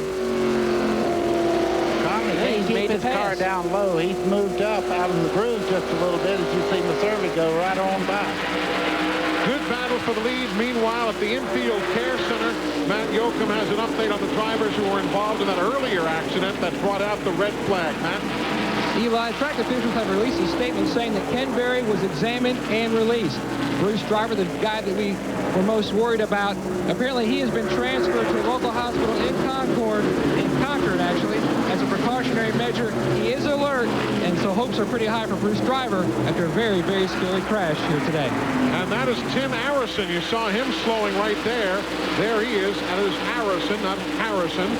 Tim Arison with problems. He stopped earlier on the racetrack at lap 22 and brought out the caution. Let's see if he can get off the track in one of those escape roads, and he does midway down the back straightaway. But Kopech is now the race leader. Chris Kopech in the number 16 ahead of Connolly and Meserve, and old Mike Ewanitsko coming back into the picture. Not only did they put 4 tires on that car in the pit area, but we saw Art Berry making a rear spoiler adjustment. Evidently, the car was too tight, took some rear spoiler away, trying to free that car up. Caution is on the speedway. NASCAR officials saying that the 22 of Tim Arison, though he got onto one of the escape roads, still too close to the racetrack for comfort, so they'll remove that car, and we'll be back to racing in a moment. Come along. Mailman, it's been a long time. Whoa! Mailman! You grew hair. That's right. Couldn't have done it without my Rogaine. The new Rogaine Extra Strength for Men. It's concentrated. It gets more to the root to grow 45% more hair than the original. Nice rebound. Sign my Rogaine. The new Rogaine. 45% more hair. It delivers for me. The excitement of NASCAR Craftsman truck racing. Cool. The equally exciting performance of the vent visor deflector. Vent visor? Vent visor lets you crack the window to keep cool in the heat and dry in the rain. Cool. Vent visor installs in record time. Cool. With vent visor, your truck stays cool. Hey, and it looks cool too. Vent visor, the coolest thing on your truck. And an official sponsor of the NASCAR Craftsman Truck Series. Now that's cool. Mambo into Red Lobster and try our 30 shrimp dinner. Pick the 2 shrimp dishes that suit you. We pile on 30 shrimp for under $10. That's a lot of shrimp for just $9.99. The shrimp are jumping. So hurry in for your 30 shrimp dinner at Red Lobster. 'Cause life on land is dry. How geologist Ted Barton eats a Reese's Crunchy Cookie Cup. First, I take a core sample. Next, I examine the strata. And then I digest the findings. Chocolate, peanut butter, and a cookie. There's no wrong way to eat a Reese's Crunchy Cookie Cup. This week on NASCAR Garage, we'll meet motorsports artist Sam Bass, follow as NASCAR officials inspect spring rates, and much more. NASCAR Garage, this weekend on the leader for motorsports coverage, TNN Motorsports. Tonight on TNN, it's a high-speed march through Atlanta when the open wheels warriors of the Pep Boys Indy Racing League line up the Atlanta Motor Speedway. It's IndyCar racing the way it should be. Wheel-to-wheel competition on the high banks, under the lights. You don't want to miss the Pep Boys 500 live tonight at 9 Eastern, 6 Pacific, a part of Across America Week on TNN. Going back to green here in New Hampshire. On the outside, the white number 21, Mike Iwanitzko, outside of Chris Kopech. Trying to get right back to the front, and does. Mike Iwanitzko just powers to that second racing groove. Tony Hirschman there in the blue car running fourth right now is the real guy that's making the move right now. I'll tell you what, he passed 3 cars on the outside just a second ago. Very, very quick car, and now he has the drafting help. I look for him to be right up there giving Iwanitzko all he can handle in just a few laps. Tim Connolly made that early pit stop, but it looks like his tires just aren't up to the task right now of holding these guys off on the fresher rubber. Had it rained, it might have paid off if the race had gone short, but right now we continue into green. And Iwanitzko, 23 laps from the finish, trying to pull away or at least hold on. Charlie Pastriak there running in fifth right now. He and Tony Hirschman have had a great race most of the day today. Iwanitzko, Kopech. The black car is Meserve. The 3 is Hirschman. The 5 is Charlie Pastriak. That yellow car is Connolly. Then the 2, the red number 2 behind him was Reggie Ruggiero. Oh, Hirschman got in the corner, pushed up a little bit, nearly opened the door for Charlie Pastriak. Very close call there as he had to get out of the throttle coming off of turn 2. Saw Rick Fuller and that red number 8 move inside of Ed Flemke Jr. There's the Reg right there, and the number 2, you see him giving Connolly all he can stand as they head off turn 4 and down into turn 1. You see him trying to get to the inside and makes the move. Great. So the Reg grabs the spot. He's up to 6th now. The Less Care Kitchen sponsorship for Reggie Ruggiero.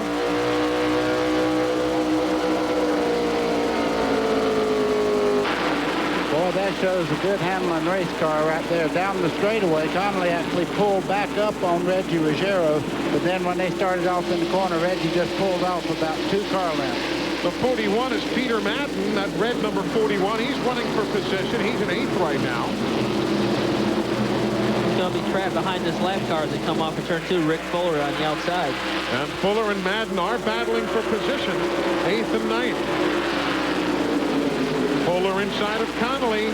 That's for 7th. I think Fuller's one of the quickest cars, but he had terrible track position after pit stops. Caution on the speedway for that spin in turn number 3. Satch Worley's machine went around and brought out the caution. So caution on the racetrack for the 5th time here today. Should be a fairly quick caution period. We'll break away for a moment as Bobby Gagetskis comes down the pit lane. We're live at New Hampshire International Speedway.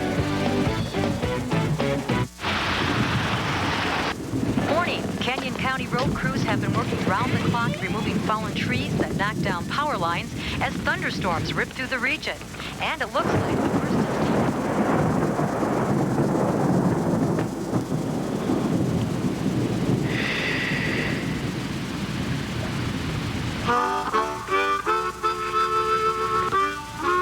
Comfort that never quits. Red Wing shoes.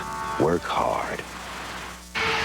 Hot cars fueling out the door. Feel the heat radiating out of your skin. It's nasty hot. We asked some of the hottest guys in the pits to switch antiperspirants. Ultra Dry Degree, body heat activated. Wow, I've never seen this before. When your body heat rises, Degree Ultra Dry's powerful new form releases extra protection when you need it most. This is one of the few products that can keep up with me. It kept me dry. Ultra Dry. Works better than my old stick. New Degree Ultra Dry.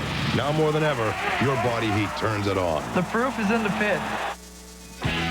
TNN Motorsports live coverage of the Farm Aid on CMT Doubleheader is being brought to you by Degree, the body heat activated antiperspirant.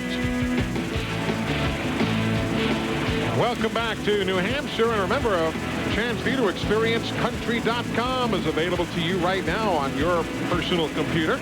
It's your personal source for all things country, from race cars to country stars. Why not connect to TNN's home on the World Wide Web? Country.com. There you see Satch Worley's machine, the Polar Beverage car number 30, after that spin in turns 3 and 4. He was in for service, is now. Bobby Gagetskis also in, as we are now at lap 82, just 18 laps away from the finish of this race. Remember, there's another event yet to come, the NASCAR Busch North Series. Ted Christopher on the Bud Pole. They'll be going 100 laps as soon as this race wraps up. Let's check in with Glenn Jarrett on Mike Ioannidze. I would assume he's got enough to keep Kopech and everybody else behind him, Glenn. Well, Eli, they certainly think so. In fact, there are big smiles on everybody's faces down here.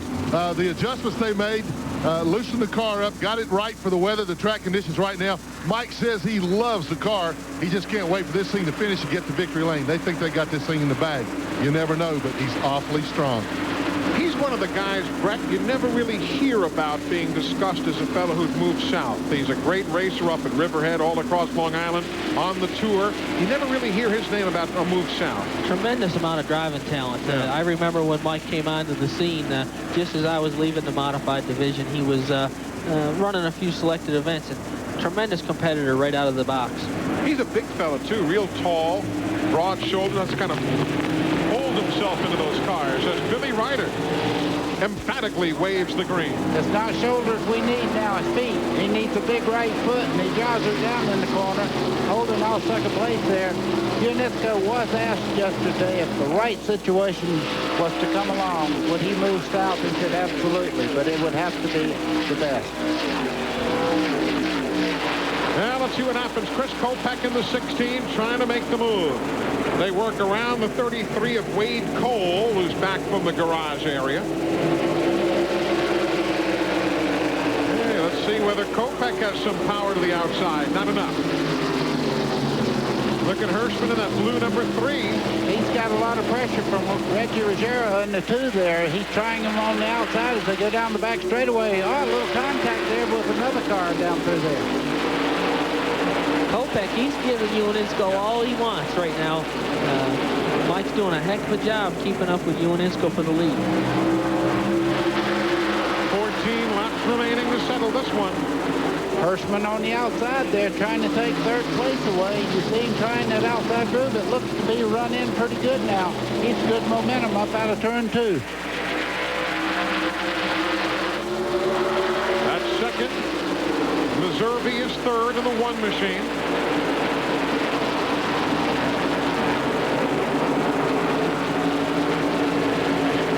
The Universal Welding team waiting, watching, talking with their driver. And a little praying won't hurt.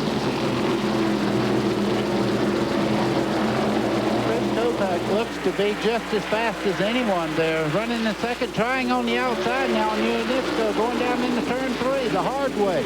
Kopech started in street stocks at the Thompson Speedway. Hooked up with car owner Eric Sanderson on the tour initially back in 1995.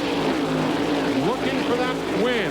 He's got the inside lane going into the first turn. Very, very close to contact there, inches away with these open wheelers. Just a little tap there, but Ioannidze fights back on the outside. Kopech not giving an inch. We're at lap 88. 100 makes up the distance. Ioannidze held him off on that outside lane.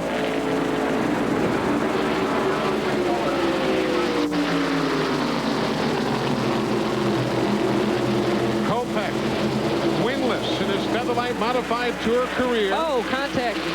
Bouncing it off the wall. Reggie Ruggiero bounces it off the wall. We stay under green. Eli, while we were watching Reggie hit the wall coming off turn 2, Rick Fuller has really turned it up in the 8 car. He has moved all the way up into 4th place. Here goes Kopech for the lead again. Turn 1 with Ioannidze.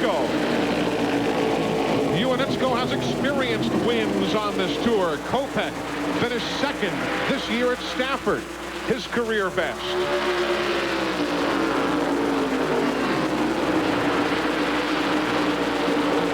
Everybody right now is running side-by-side, racing very hard. You'll see Fuller there has moved all the way into third now. If he ever gets up there, he's just as fast as anyone. You see him in the red car there running in third. They are 1 second behind the front two. A lot to make up in 9 laps. That group of 4 needs to stay together, stay in line, and try to chase these guys down if any of them want a chance at winning this race. Fuller, Meservey, Hirschman, and Charlie Pasteryak. That's 3rd place on back to 6th. No one wants to stay in line. They keep pulling out, trying to pass. Fuller now is starting to inch away from this group and is slowly closing in on that front two.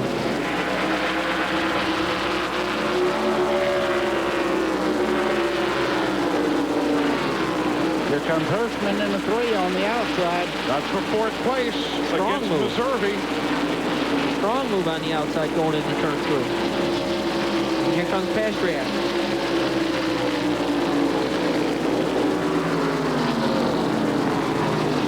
Well, you gotta love the fact that they're all trying something.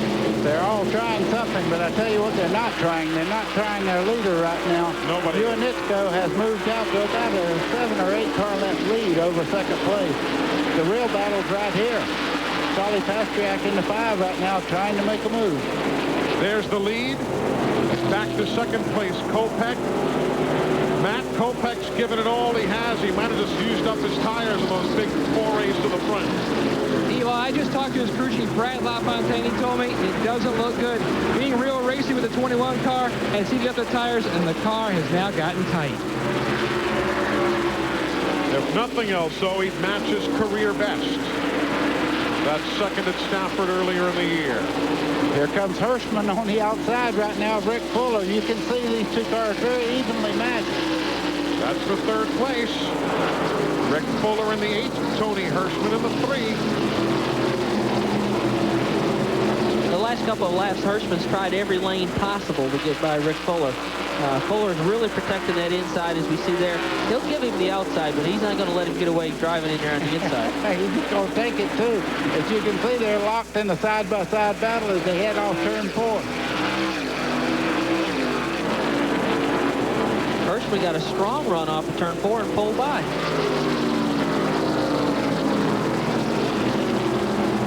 He's got an awfully fast race car, but I don't think he's got enough laps left. Hirschman now 2.3 seconds behind the race leader, UNITSCO. And UNITSCO is 1 1/10 ahead of Chris Kopech. Look at that 3-wide battle. Satch Worley in the 30, and around they go. All right, on top of that, Dave Bruck in the 74. That was 3 wide heading towards the corner, and round they went.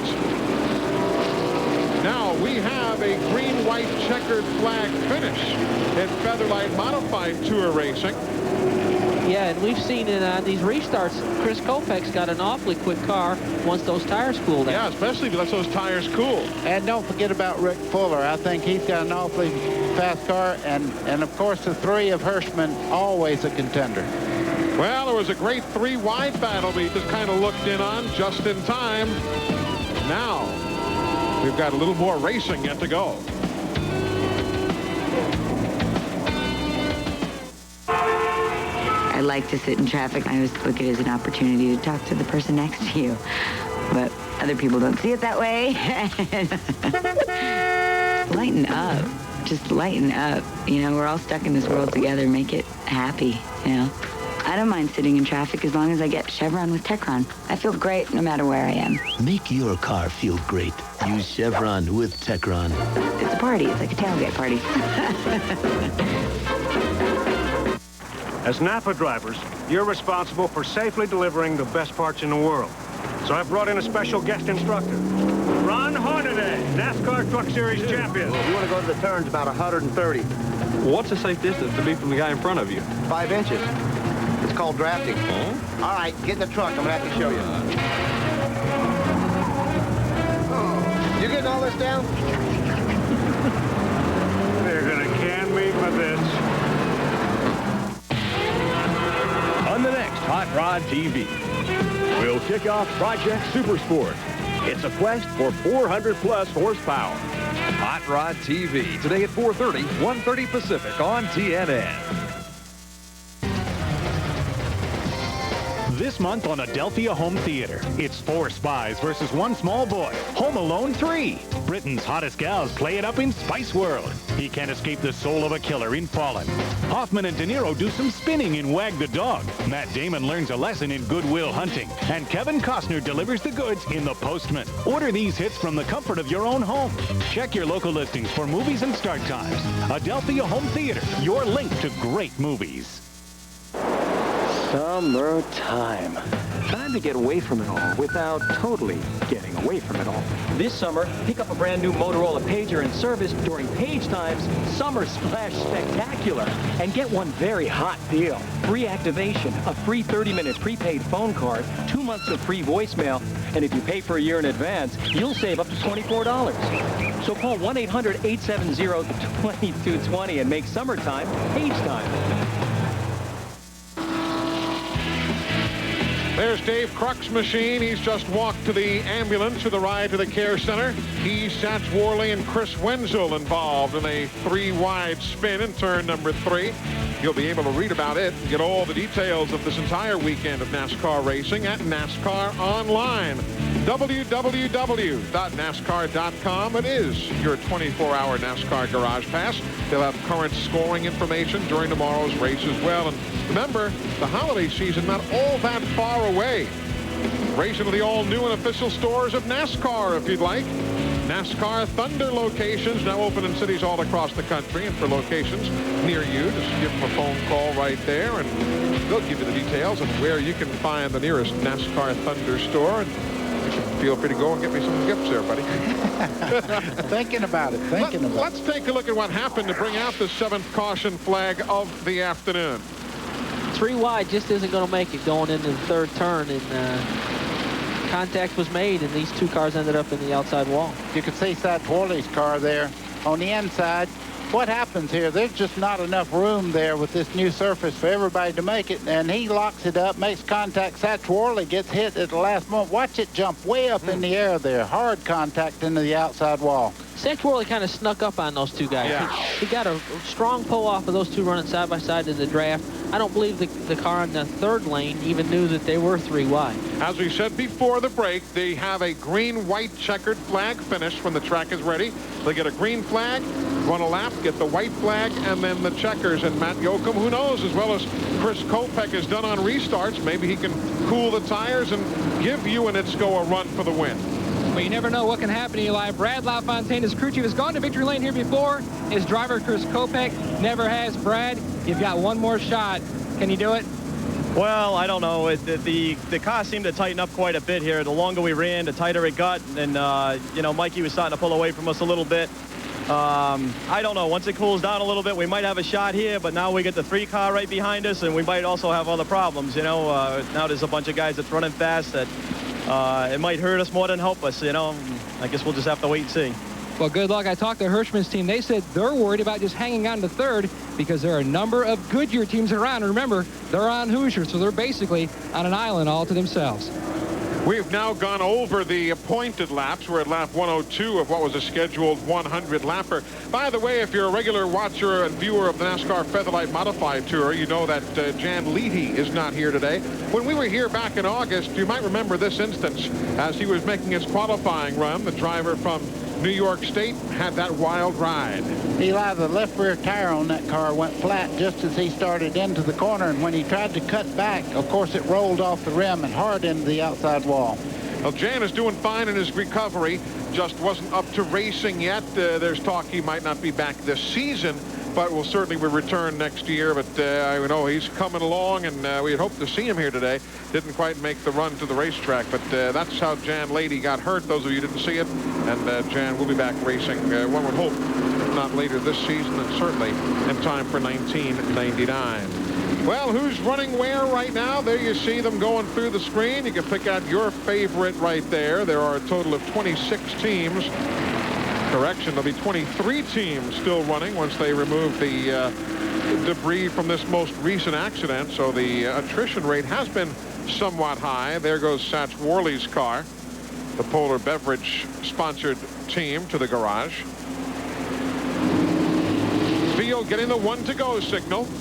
So again, they'll take the green, next time the white, and then the checkered flag, and this race will be in the books. Of course, our day won't be over. We've got the NASCAR Busch North Series set to go 100 laps, and don't forget tonight, 9 o'clock Eastern time, the Pep Boys Indy Racing League is here on TNN. That's coming up from the Atlanta Motor Speedway tonight.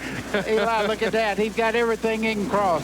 The fingers crossed. I tell you what, these guys in the pits, they do the job making the cars capable of winning. Then it's down to lady luck and also a good hard drive by the driver and a good restart. Remember that Rick Fuller is running 4th. He started 40th. There's Ewanetsko looking for his 4th win of the year and the 22nd of his career. Chris Kopech in that red car behind him looking for his 1st career win on the tour. Kopech, look at him. He's anxious. He wants to get after it. He thinks he's got a shot at this thing. The blue car, Hirschman, he's going to close in right now. He's anticipating that start, though. He had a little bit better roll off the line there, and now they can't pass him. Now they can go racing. You see Reggie looking to the inside there in 4th. Here goes Hirschman outside of Kopech. No, I meant that Fuller in the 8th there. All these guys have a real good chance of winning the race. I'd say the first 5 cars, a little slip in the corner, any one of those cars could win. Ewanetsko, though, trying to go to the afterburners. Boy, he drove it deep in the 3rd turn. White flag is in the air. One more lap around. Ewanetsko trying to hold on. While the battle for second is Kopech in the red, Hirschman in the blue. Little contact there between Kopech and Hirschman, allowing Fuller to jump on the inside. Well, this is the 28th time that the NASCAR Featherlite Modified Tour is run in New Hampshire. It is the 4th time the pole sitter has won it. Wire to wire, though it was not easy, Mike Ewanetsko wins and the dancing begins on pit road.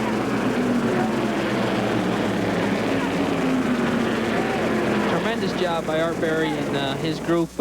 Really glad to see Art win. 4th win of the year, the 22nd of his career for Mike Ewanetsko, who will be in victory lane when we come back. Kopech finishes 2nd, Hirschman 3rd, Fuller and Charlie Pasteryak, the unofficial top 5.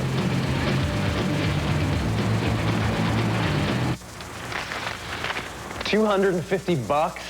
It's only a little scratch. Here a scratch, there a scratch, everywhere a scratch. And they're all an eyesore. What you need is GS27 Scratch Remover. It's new from Duralube. GS27 gets rid of those surface scratches and paint swirls quickly and easily. Simply rub GS27 into the scratch, then polish it to a beautiful finish. The scratch is gone. I still can't believe it was that easy. GS27 got rid of those scratches in less than a minute. It's great. GS27 is not an abrasive. It's a superfine microscopic crystallite that works its way into the scratch and polishes it away. And look, you don't have to go crazy trying to match colors. That same tube of GS27 works wonders on any color car. You have to see it to believe it. Amazing. The repair shop said it had to sand, prime, and paint. What a bunch of bull. GS27 took that ugly scratch away in no time.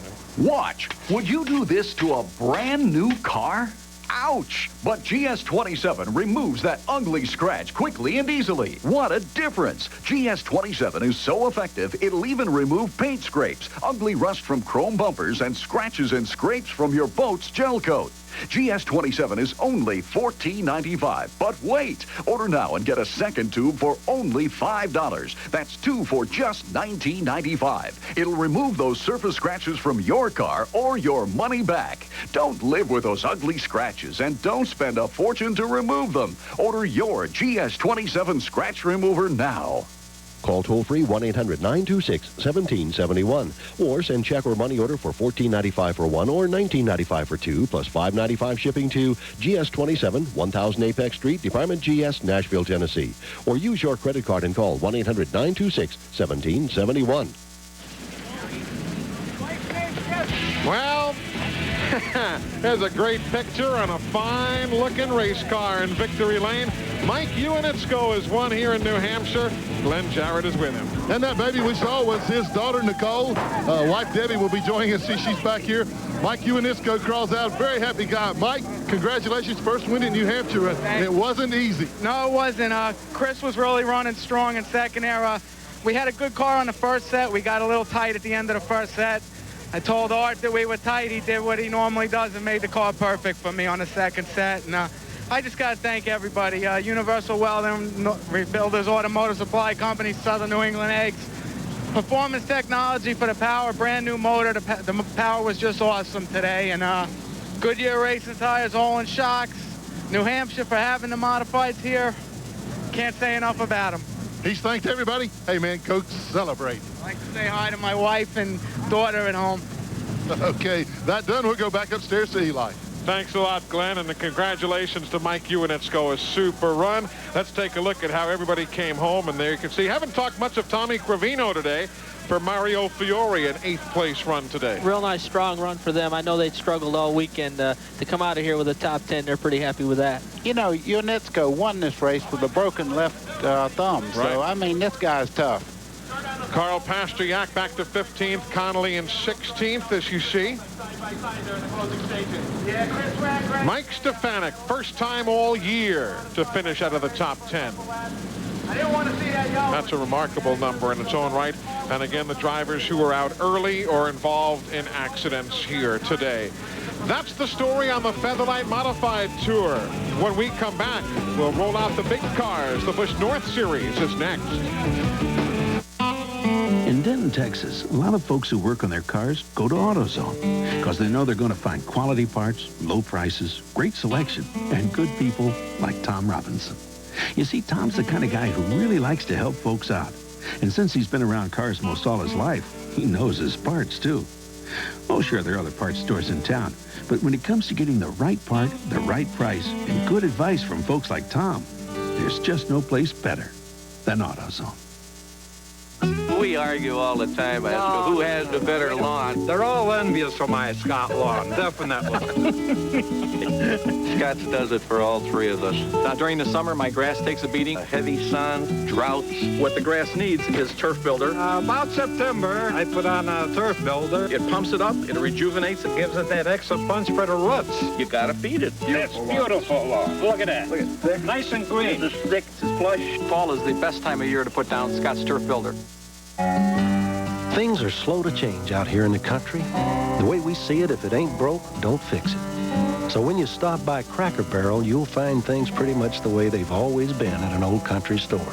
A big porch for relaxing, a country shop for browsing, and a kitchen serving up the good country cooking America grew up on. And since folks seem to like it just fine that way, we don't anticipate much change.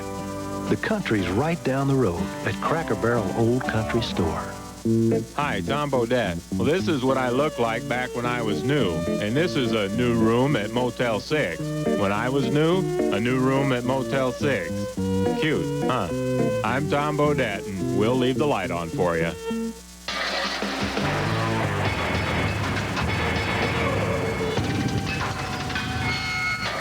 Husky, the toughest name in tools. Guaranteed forever. Available at the Home Depot.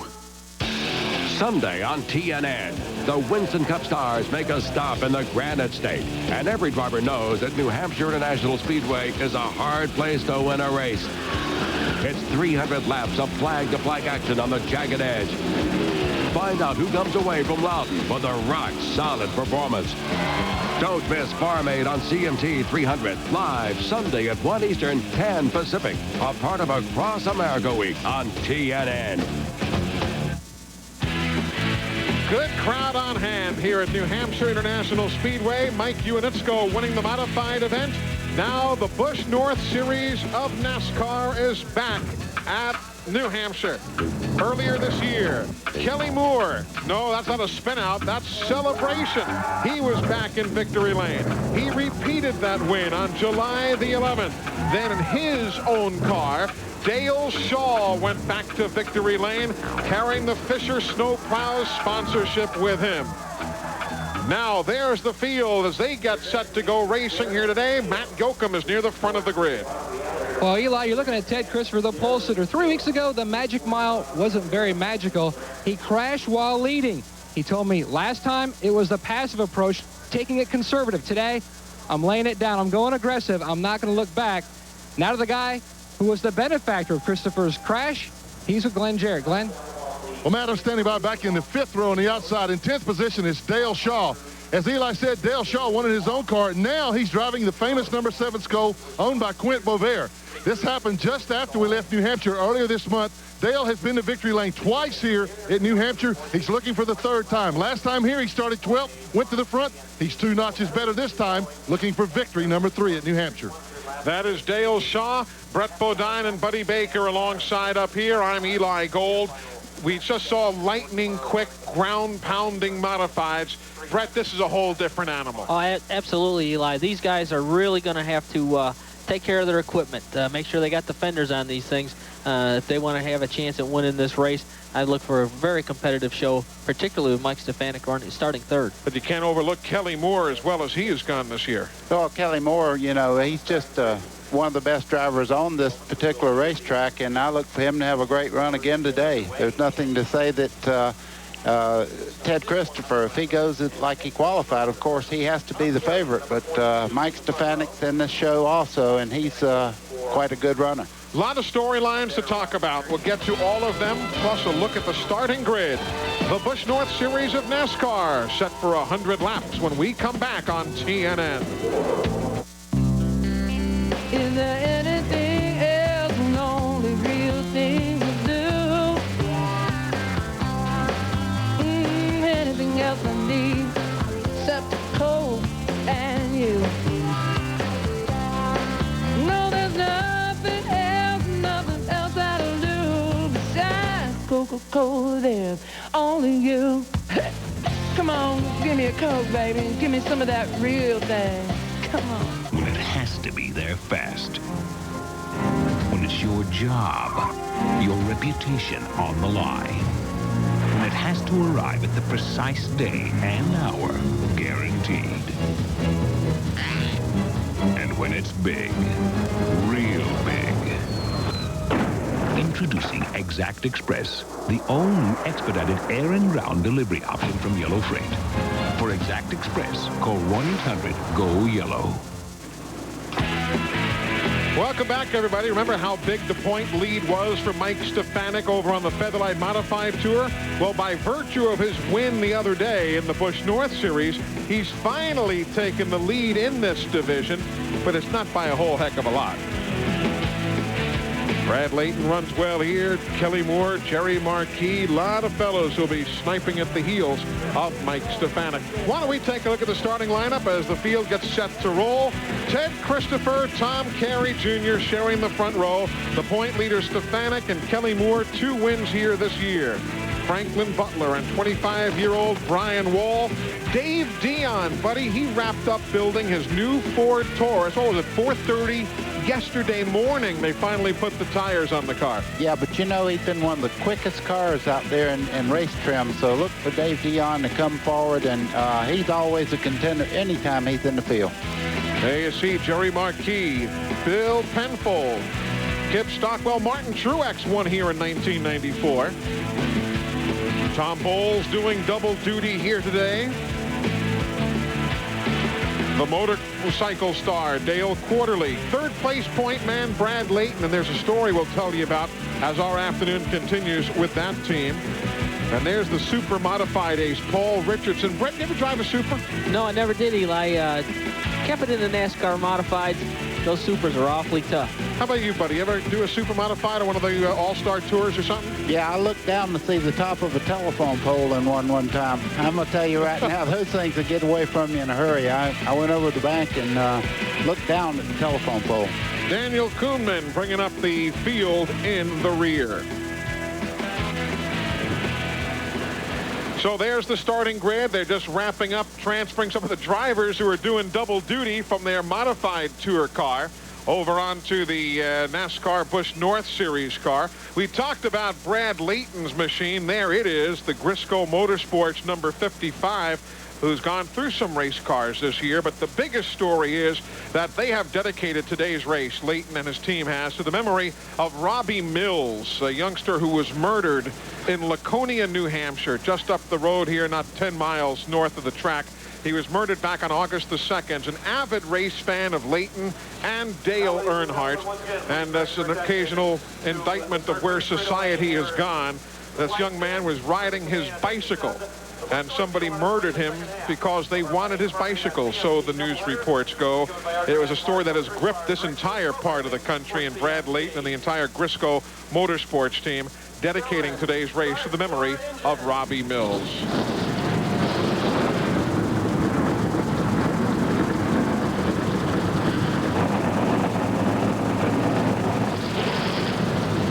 Well, we appreciate you folks watching and supporting Tommy Cravino on the modified tour. And there are the numbers for the NASCAR Busch North Series. Kelly Moore, a great story, seeing him back in victory lane this year, battling back from cancer. And he has really not missed a beat at all behind the wheel of his green and white machine.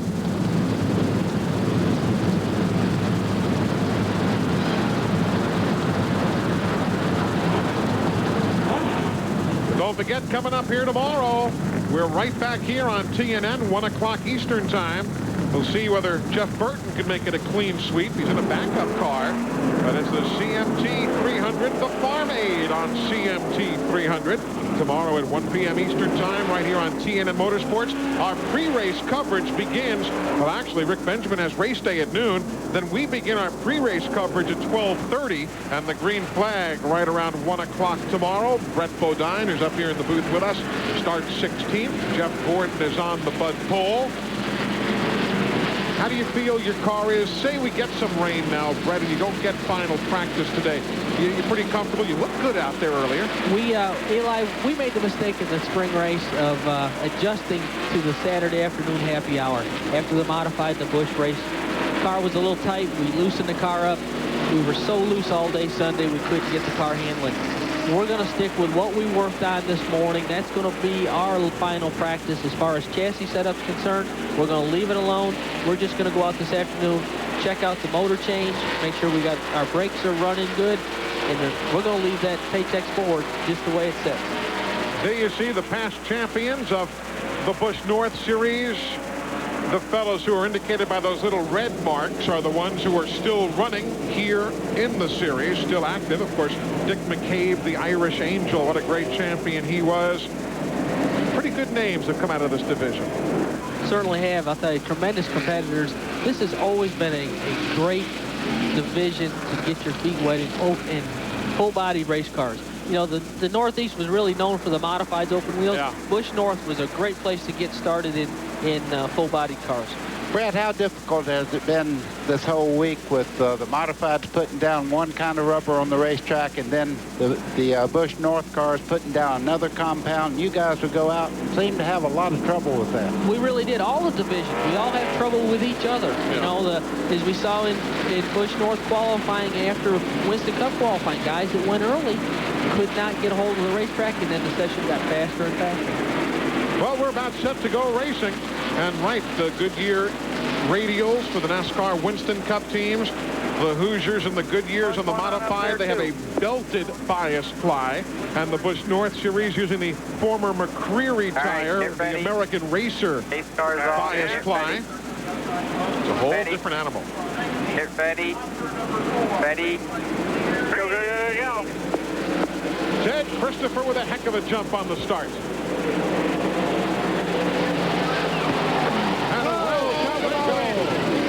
That's Tom Carey Jr., the number 2 qualifier. Others spin to avoid, and a big-time bottleneck. There goes cousin Eric. Eric Bodine and the 21 are on the binders. The 40, that's Matt Kovaluk. And caution is on the speedway. That all started with Carey had trouble getting up through the gearbox. It looked like he missed the shift going from second to third. Things jammed up behind him, and Stefanik got in the back of him as they went into the first turn. Well, the crew's clearly not happy. We'll analyze it all as soon as we come back. The first lap, the first caution. Ted Christopher is the race leader. Jimmy Spencer spinning in turn 4. Oh, he saves it. Tired of missing all the action? Get the big picture with revolutionary extra-wide Bushnell binoculars. About 3 times wider than most regular binoculars. Extra-wide binoculars from Bushnell. Don't fight it. You're in the chocolate zone. Indulge it with sweet escapes. Real Hershey's chocolate and less fat. Neutrogena T-Gel Shampoo.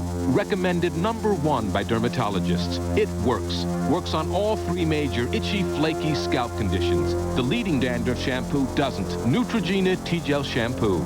It works. Wendy's Chicken Caesar Pita is filled with fresh vegetables and chunks of chicken wrapped in warm, soft pita bread. Finally, something so delicious, you feel so good about eating. Wendy's fresh stuffed pitas. Feel good. It's a win-win situation. This week on Motor Trend, it's an off-road comparison test of the world's biggest pickup versus the world's largest ATV. Motor Trend Television, today at 4, 1 Pacific on TNN Motorsports. Adelphia puts premium entertainment right in your living room 24 hours a day with HBO. This month, a scientist must learn to trust her heart instead of her head in Contact. The relationship between sisters is strained when their mother gets sick in Soul Food. Steven Seagal is an EPA agent who must avenge his partner's death in Fire Down Below. And the chairman of the board and his crew show the world how to swing in the Rat Pack. You'll find what you're looking for on Adelphia and HBO.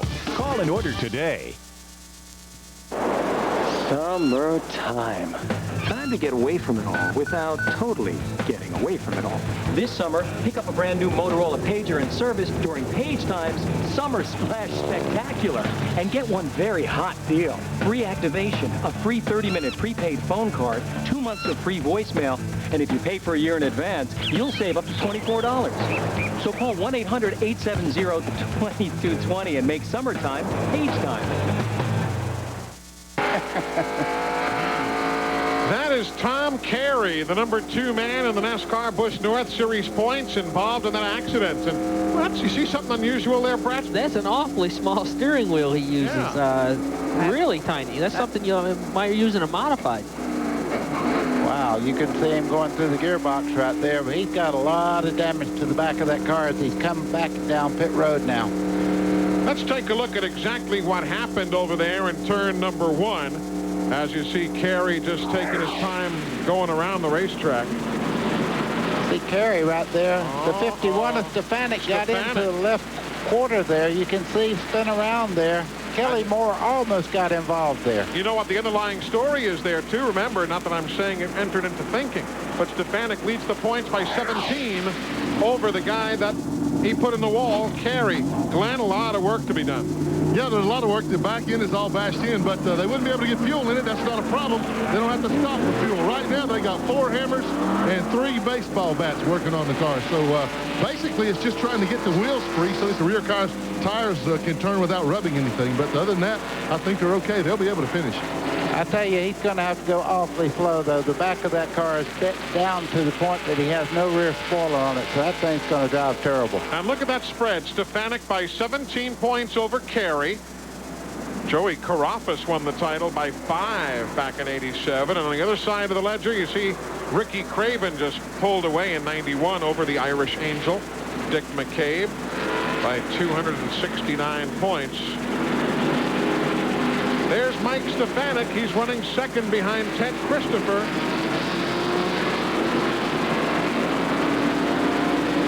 You go from 17 points down to 153 points down in the span of a quarter mile. Tough break for Carey. I know that they felt like they had a good car here today and really felt like they had a shot at winning this thing and get that point lead back, but it's not going to happen now. Well, let's see what happens as they get set to restart it here. off. Boy, Christopher's getting great jumps. Tremendous jumps on these starts and restarts, leaving Mike Stefanik in his wake. Dave Dion in the 29. Dale Shaw in the 7. Dale Shaw slipping right on by on the inside. Dion dropped in the spot there.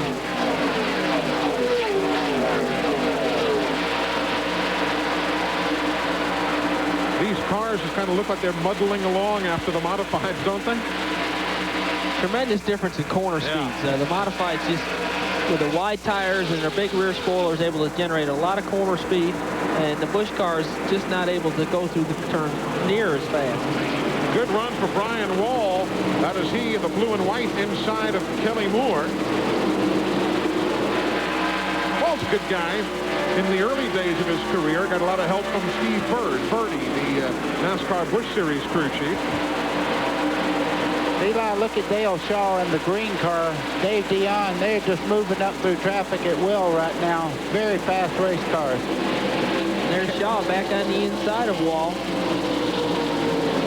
Good battle there in a corner number 1. Tom Carey has taken his car to the garage. This is really going to shake up the NASCAR Busch North Series point standings. And here goes Shaw again. His car's really working well, getting up off the corner, extremely strong. Strong runs down the straightaway. You can see Franklin Butler in the 45 there just losing position. Dave Dion right now found him somebody that really gets through traffic well, and they're really going up through there. And there's Tom Carey's car in the garage area. He will fall from second way back in points as we watch the good scrambles on the racetrack. Jamie Ovey in the 67. Inside of Franklin Butler. That green 97. Whoa. That's Adam Friend as they slide up. Ovey got into the side of Butler and pushed him all the way to the third lane, trying to gather his car back up. And 15 coming up through traffic, Jerry Marquis. Jerry Marquis has really made a lot of improvements since the start of the race as far as positions on the racetrack. The 15 there, he always runs well here, Eli. Tom Carey is done for the day. The word from the garage area, so the number 2 man in points makes just a quarter mile before his day ends against the wall. Tom Bowles in the 76 there making a move on the inside. He also led much of the race, the first race we had here this year in the 76 car there.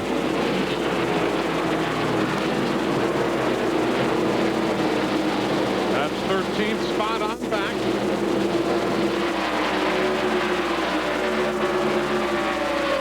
Ted Christopher up front still shows the way over Stefanik, but only nose to tail. Oh, this is a familiar sight. You see that 51 there, Mike Stefanik. Terra in the modified and also the past champion last year. He knows how to get around this racetrack. Loves it. Right now, Ted Christopher, all he can see in his rearview mirror is a smile on Stefanik's face. Now, Brett, you weren't here, but last time we were here to see the Busch North Series, Christopher led the first 35 laps that day. Ended up 40th, though. He crashed out on lap 36, but the fact that he's leading in the Whelen machine is not really a surprise. No, his car runs awfully strong here at New Hampshire, and Ted's doing a great job. Ted's really come a long way here in the past couple of years. Substitute drove for Dick Trickle at Watkins Glen in the Winston Cup race and did a great job. Eli, you can see right now Stefanik is really putting a lot of heat, but look at Kelly Moore in the green and white. He is running the leaders down as Stefanik tries to take the lead going into 3. There you see the bid for the lead, and here comes third place Kelly Moore, who's already won twice here this year. Kelly Moore's car really gets through the center of the corner. He made up a lot of ground as Stefanik makes a move on Christopher going into the first turn. Little contact. Came down on him. Christopher came down on him. And that just gives Kelly Moore a little better drive up out of the corner. Stefanik's got him all over him now. And look coming up here. The 7 car of Dale Shaw making a strong move. And the brand new Taurus of Dave Dion. That's the front 5. Tom Carey done for the day in the garage, Matt.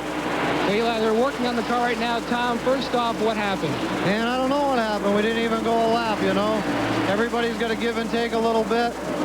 Christopher kind of jumped the start before the green there a little bit, so I pulled him right in line behind him, entered into one, and next thing I know, I'm heading backwards into turn one. I don't know, man. It's just too bad. We didn't even really get a chance to get going. We had a good car this weekend, and we'll get them next week, I guess. Are you going to be able to fix it? I don't know. She's pretty tore up. Guys will take a look at it, see what they can do, and then we'll just get out there and ride around a little bit if we can. If we can't, we won't. They're going to try to get it back out, but nonetheless, it's going to take a big beating in the points today, Eli. Already fourth in points. He went from second place in points, 17 down, to fourth in points and continuing to drop. 15 laps are complete of 100 in the early stages of the NASCAR Busch North Series race. The Farm Aid on CMT doubleheader continues in a moment.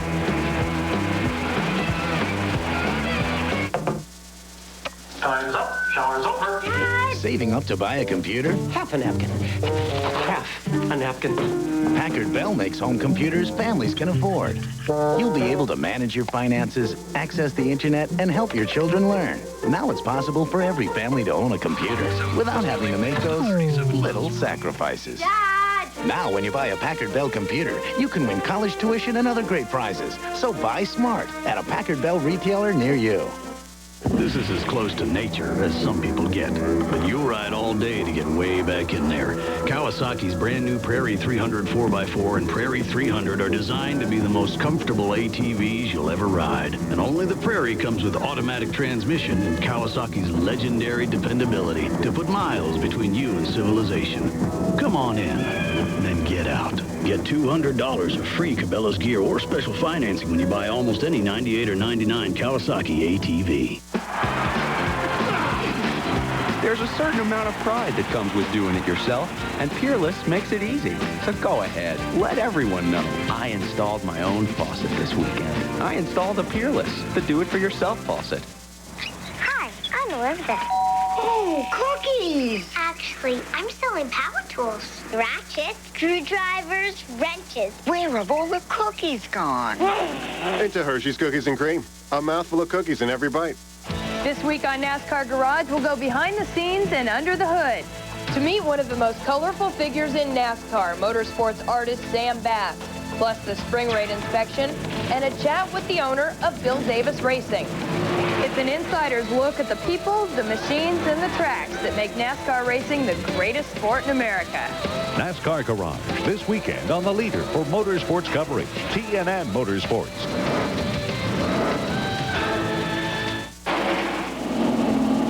You're riding with Stub Fadden where he doesn't really want to be. He's on pit road during a green at lap 19. You see the guys going beneath the hood. And the veteran Stub Fadden will not win this day here at New Hampshire International Speedway. Welcome back. TNN Motorsports is live here in New Hampshire.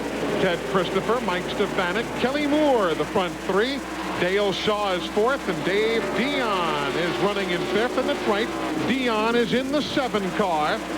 Glenn Jarrett touched on it earlier, but after we last ran here earlier in the month, Bobby Dragon stepped aside from that race car, and Dale Shaw stepped in as Stefanik now makes a bid for the lead inside of Ted Christopher. Meanwhile, caution, the 96 Kip Stockwell. Stockwell spins in the corner, and there is the battle for the lead. Of course, they will not run it back here. Another car is in the wall. That's Matt Kovaluk in the 40. Unrelated incidents there, and caution is on the speedway. So caution for the second time, lap number 22. We were talking before about Dale Shaw just before this caution came flying. Bobby Dragon had been in that Skoal car. There it is, and had been in for quite a while. But the chemistry just wasn't quite right. And after the race here last time, Dale Shaw won in his own car, and Bobby Dragon decided to step aside. And Dale Shaw, who's a great chassis man, came in and has really spent the last few weeks trying to get that chassis dialed in. and he is now the driver for Quint Bovair, one of the top car owners in the series. But the other story is that Skoal sponsorship is going away. It's probably been the bell cow of sponsors in this tour for the last 16 years. But Quint Bovair told us the other day that the sponsorship's going away, and Skoal has really helped this series a lot. Yeah, it had to help a lot. In fact, I think it's going to hurt a lot with them leaving. It's a great series. It's grown immensely, especially in the last 3 or 4 years. This is a great series. It's promoted some great drivers. Really has been the cream of the crop as far as sponsorships are concerned. After 16 years, the Skoal Bandit will be leaving as a sponsor in the Busch North Series at the end of the season. Hate to see it go. Truly, because as Quint said, they were a big part of why this series was successful. Back in the days when full-bodied racing here in the Northeast wasn't accepted quite as well as it is today, Skoal hung in there and supported the series and really helped it bring it along to the point it is today. Eli, they put Mike Stefanik back in the lead. They don't race back to the flag. NASCAR put him back in the lead and Christopher in second. Apparently Stefanik did just nip him at the start-finish line as they had come around towards the caution. And we are under yellow. Unscheduled stop. Eric Bodine is in at lap number 23, but here's why we are under caution right there. Up goes Stockwell. With a little help. Yeah, he had some help to the low side. Looked as though Dale Quarterly might have gotten a quarter or two from him. Let's see if we could get an idea. Yeah, the white car looked like it was Quarterly to his inside.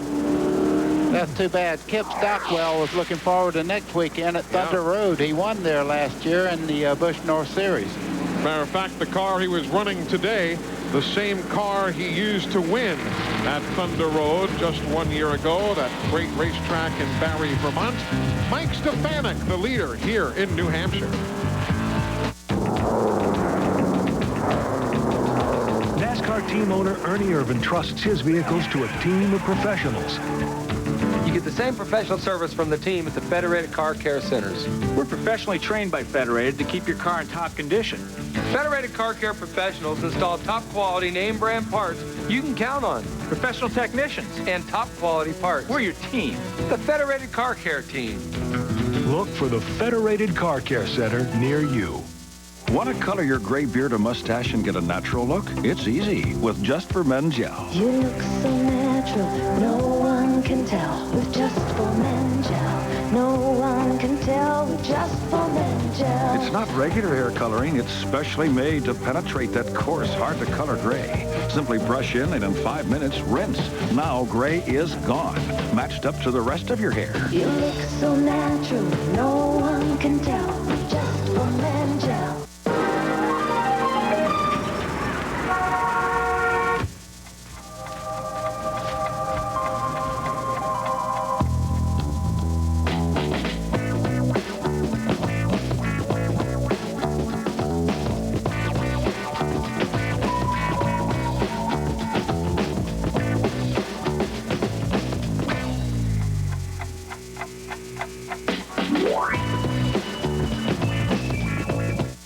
Secret agent eats a Reese's peanut butter cup. I slip in unnoticed, penetrate the defenses, secure the discs, then destroy the evidence. There's no wrong way to eat a Reese's.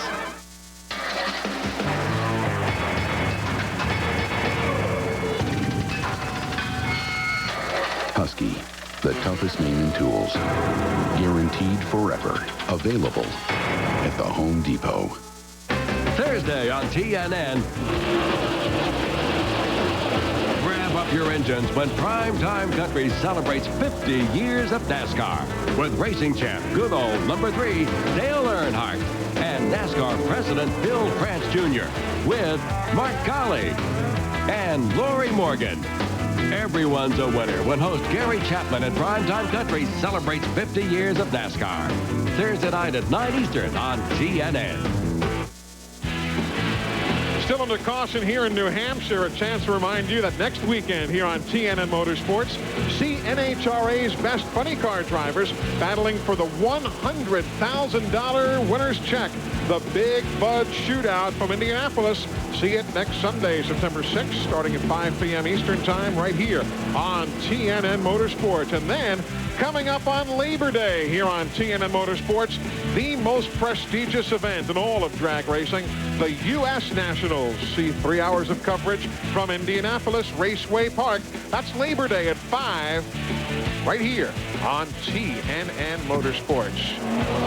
Hey, Brett Bodine, cousin Eric has been making a lot of pit stops. Well, evidently they've got a chassis problem. I see him crawling underneath the back. I think they're making some shock adjustments, trying to get the car dialed in a little bit. You know, they were started way in the back. There's no sense in living with an ill-handling race car. Let's try to get it in here and work on it. You saw Kip Stockwell's car. Scott Booley has been on the pit lane. There's Eric Bodine. Made that pit stop, hence he is back in 35th position right now. And there behind the wall, that's John Lesniak's car. Took over the Ocean Spray sponsorship that Dale Shaw had for a while last year. And he is behind the wall. Tom Carey and Kip Stockwell, the retirees thus far. Dale Quarterly also. So we work caution. Caution coming out at lap number 22 for the second time here this afternoon. So far, we're dodging the raindrops that have been in the area. There have been a threat of rain about 45 or 50 minutes ago. About 18 raindrops came down, and that was it. Billy Ryder set to give the field the 1-to-go signal. Some interesting stories. You know who's running well now in 8th place is Denny Doyle in car number 38. Doyle has, the car number 30 rather, not 38. Doyle has Tony Vecchio as his crew chief now. That's the same bunch that provided cars for Joe Bessie when he ran so well on the tour. And there are the numbers for Mike Stefanik here in 1998. Another car that's moved up well is Jerry Marquis. He started 17th. He's all the way up to 7th place in the O'Connor Buick Chevrolet. Ted Christopher second. Now remember how well Christopher has started, both the initial start of the race and the restart. Let's see whether he can get a jump on Stefanik as soon as Billy Ryder waves the green. You did a good job blowing that up, buddy. That was good. I was wondering where you were all morning. I thought that was your lunch pail. Excuse me. Well, get all your talking out of your system today. 28 laps on the board of 100. Let's see what Christopher can do with Stefanik on the restart. Green flag. Now Stefanik got a Christopher-like restart. Yeah, it makes a difference when you can dictate the speed. Oh, Christopher really sideways there in the 13 car. There's something about this racetrack. Cool tires in this surface just do not mix, and it is very, very hard on restarts to get a hold of the racetrack. Third place just swapped around there. Dale Shaw in the 7, grabbing it from Kelly Moore. And Dave Dion closing in on the rear flank of that new Taurus of his. All problems on the 88. Jeff Taylor slowing in his Ford. And a great battle for the lead. Well, I mean, they're inches apart. You can't run any closer than that, not touch. As they start down the back straightaway, Christopher gets a great run side by side. He has the preferred line going in, but Stefanik tries to push the issue, but he can't make it happen. Christopher, who led the first 21 laps, will take over again at lap number 30. He must be handling so well. I mean, he was on the apron making that, setting up that pass. His car really turns well in the center of the corner, and it's allowing him to get a good, strong run up off the corner. Look at Shaw here, looking to the inside in the 7 car. Stefanik's losing a little bit of grip coming out of the corners right now. And it looks like Shaw has the dominant car in the center part of the corners. You see him right here. When they start to accelerate, he'll close right in on him as they start down the straightaway. If you're a Stub Fadden fan, they're pushing the Napa machine to the garage area. There it goes to join Tom Carey, Kip Stockwell, and John Lesniak. The day is done for the veteran, and keep an eye on the left of your screen. You'll see who's running where. MCI bringing you NASCAR timing and scoring as Shaw wants a piece of second. Oh, don't come down, Stefanik. I tell you, there wasn't room enough for a piece of paper in there. You see Shaw now making the move. Kelly Moore in the 47 trying to get by Stefanik on the inside. Still there. Still there. Clear. You listen to Dale Shaw's radio. Moore gets there, and now Dave Dion in the 29. It's not nice to go to the outside right now. You can see that Stefanik's got a great car, but on the outside, he just couldn't hold them off. These heavy cars with the narrower tires just can't get a hold of the racetrack in the outside lane like the modifieds did previously. In the garage area, Stub Fadden apparently done for the day. Matt Yoakum with the update. Well, the great-grandfather is walking back to the garage. Stubby, what happened? I poked a hole in the radiator and wasn't paying good attention. Cooked the motor. An early exit for Stubby. He's going to retire at the end of this season. He's only going to run a part-time schedule, he says, next year. He is something. He's a legend in these parts, one of the all-time greats up here in Northeastern racing. Stub Fadden. Eli, you can see the fourth place runner right now is Dave Dion. He got by Stefanik. Stefanik's falling back just a little bit as Jerry Marquis in the 15 Oh, and starts around to come they up. go. The 66, Dennis Phelps. And caution is on the Speedway, lap number 35. Lap number 35, Denny Phelps spins it around in the corner. And the Mike Stefanik crew starts thinking things over. Back in a moment. Come along. Mailman, it's been a long time. Whoa! Mailman! You grew hair. That's right. Couldn't have done it without my Rogaine. The new Rogaine Extra Strength for Men. It's concentrated. It gets more to the root to grow 45% more hair than the original. Nice rebound. Come on, sign my Rogaine. The new Rogaine, 45% more hair. It delivers for me. I like to sit in traffic. I always look at it as an opportunity to talk to the person next to you. But other people don't see it that way. Lighten up. Just lighten up. You know, we're all stuck in this world together. Make it happy, you know. I don't mind sitting in traffic as long as I get Chevron with Techron. I feel great no matter where I am. Make your car feel great. Use Chevron with Techron. It's a party. It's like a tailgate party. We argue all the time as to who has the better lawn. They're all envious of my Scott lawn, definitely. Scott's does it for all three of us. Now, during the summer, my grass takes a beating. A heavy sun, droughts. What the grass needs is turf builder. About September, I put on a turf builder. It pumps it up, it rejuvenates it, Gives it that extra punch for the roots. You gotta feed it. That's beautiful lawn. Look at that. Look, it's thick. Nice and green. It's thick, it's flush. Fall is the best time of year to put down Scott's turf builder.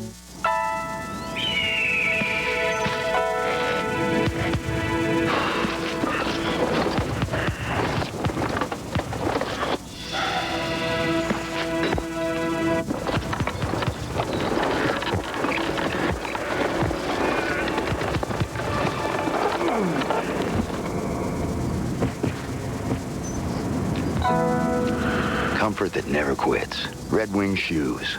Work hard.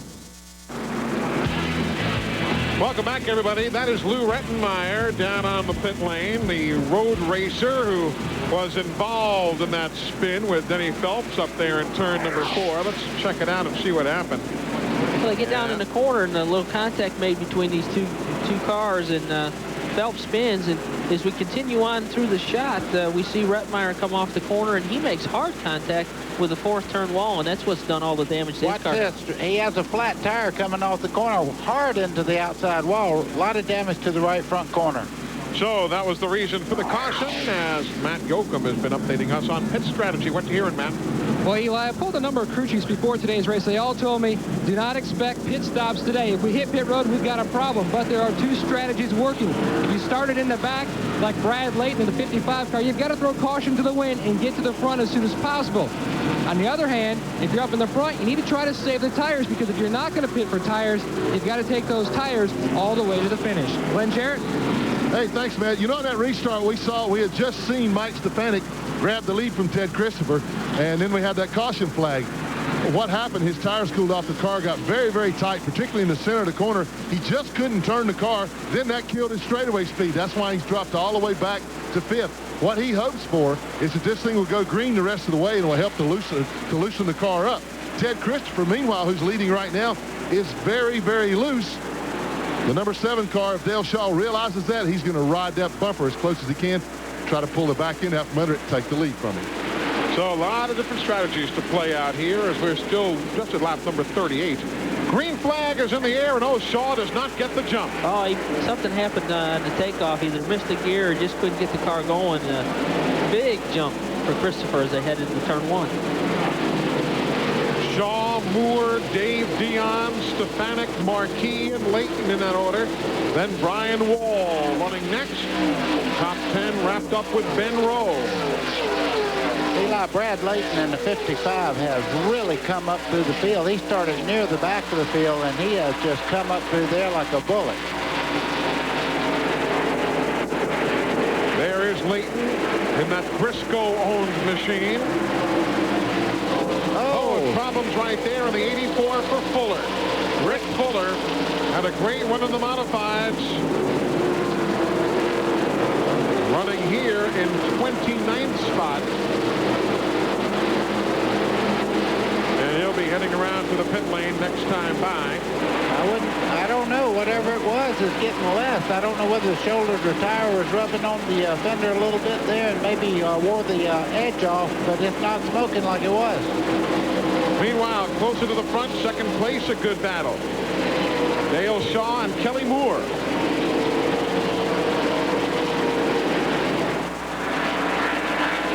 Couldn't get him that time. Dave Dion right behind in that new NRP chassis. The Ford Taurus that they finished building just the other day. Shaw's beginning to get a little bit loose. It looks like maybe off the corner. Kelly Moore, though, has a great car. He can turn down in the center part of the corner and really put a lot of heat on it. As you can see right here. Oh, don't do it. At the nose under you. So clear. Let him save it.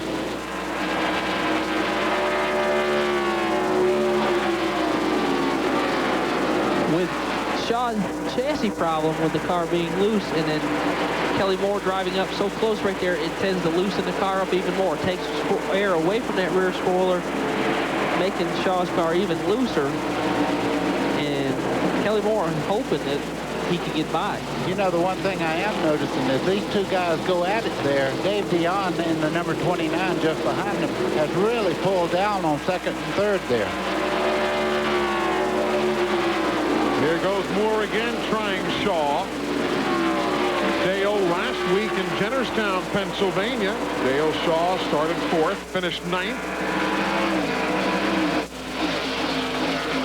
So it's really taken him about 3 weeks now to sort out the chassis to the way he likes it, from the way that Bobby Dragon, the previous driver, liked the setup of the car. Brett's over here. He's like he's in that second car with Kelly Moore's there as they go down in the corner. The back end slipped, and he turned the seat about 3 or 4 times getting in there. I feel like I'm driving with these guys. What a great show this Busch North Division putting on. Dave Dion, he's sitting there. I think he's got a good handle in race car. He's going to let these guys really battle, wear their tires down. I think he's got a strong race car sitting there. Again, Kelly Moore looking inside of Shaw. I think Shaw's definitely holding Kelly Moore up right now. You can see Ted Christopher's moved out about 15 car lengths in the lead. That's why we're watching the battle for second and third, because they're really going at it right now. But you can see right there, Kelly Moore can pull up on Dale Shaw just at will.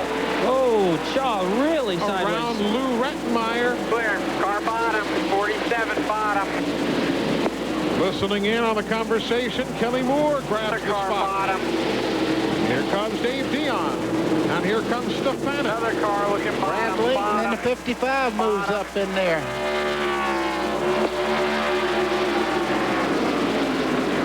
And I know Dale Shaw, he's probably fighting through his helmet right about now.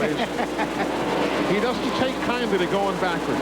Well, he might as well get used to it right at the moment because he can't hold his car down and he can't get back in the lower lane because all these cars are closing. Clear behind him. Now he finally gets back in the low lane. Just did get in ahead of Denny Doyle's machine. Meanwhile, Rick Fuller smoking again as he went into the corner seconds ago. Just the least little wisp of smoke. Hey, Glenn, you know who's doing well is Dave Dion. I mean, it could have had new car blues here today, but he's doing awfully well in that new Taurus of his. Oh, you're exactly right, Eli. You know, like you said, they just finished that car the other morning about 4:30. Never got to practice it or anything. They have had some problems with the Taurus body about it making the car very, very tight.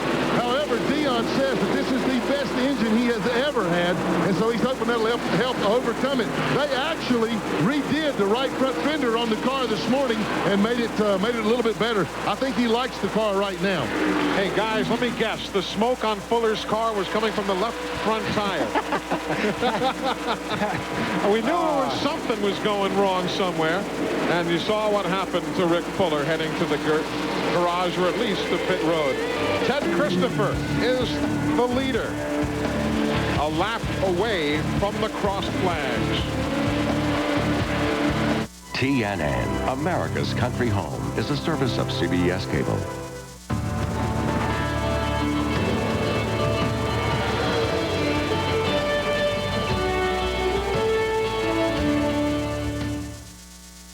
Adelphia puts premium entertainment right in your living room 24 hours a day with HBO.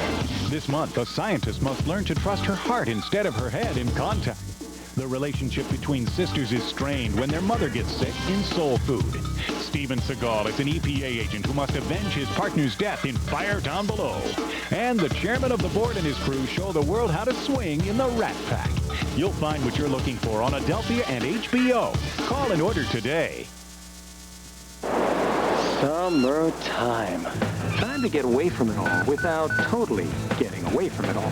This summer, pick up a brand new Motorola pager in service during Page Time's Summer Splash Spectacular and get one very hot deal. Free activation, a free 30-minute prepaid phone card, 2 months of free voicemail, and if you pay for a year in advance, you'll save up to $24. So call 1-800-870-2220 and make summertime Page Time. Welcome back to New Hampshire, riding with Martin Truex. Unusual for him to be back in 30th position.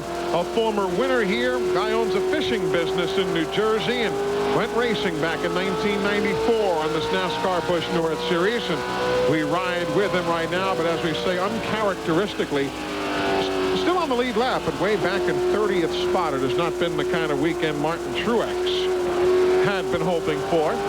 See him sawing on that steering wheel, guys? Eli, that's why he's running 30th right now. The back of the car is just losing grip as he starts off the corner. He turns into the corner. You can see his hands right there. He's working the wheel as he starts off. Watch him now. He'll probably just jerk it back to the right. You see right there? Cannot get on the throttle. Rear wheels are trying to slide out from underneath him and just unable to accelerate up the straightaway.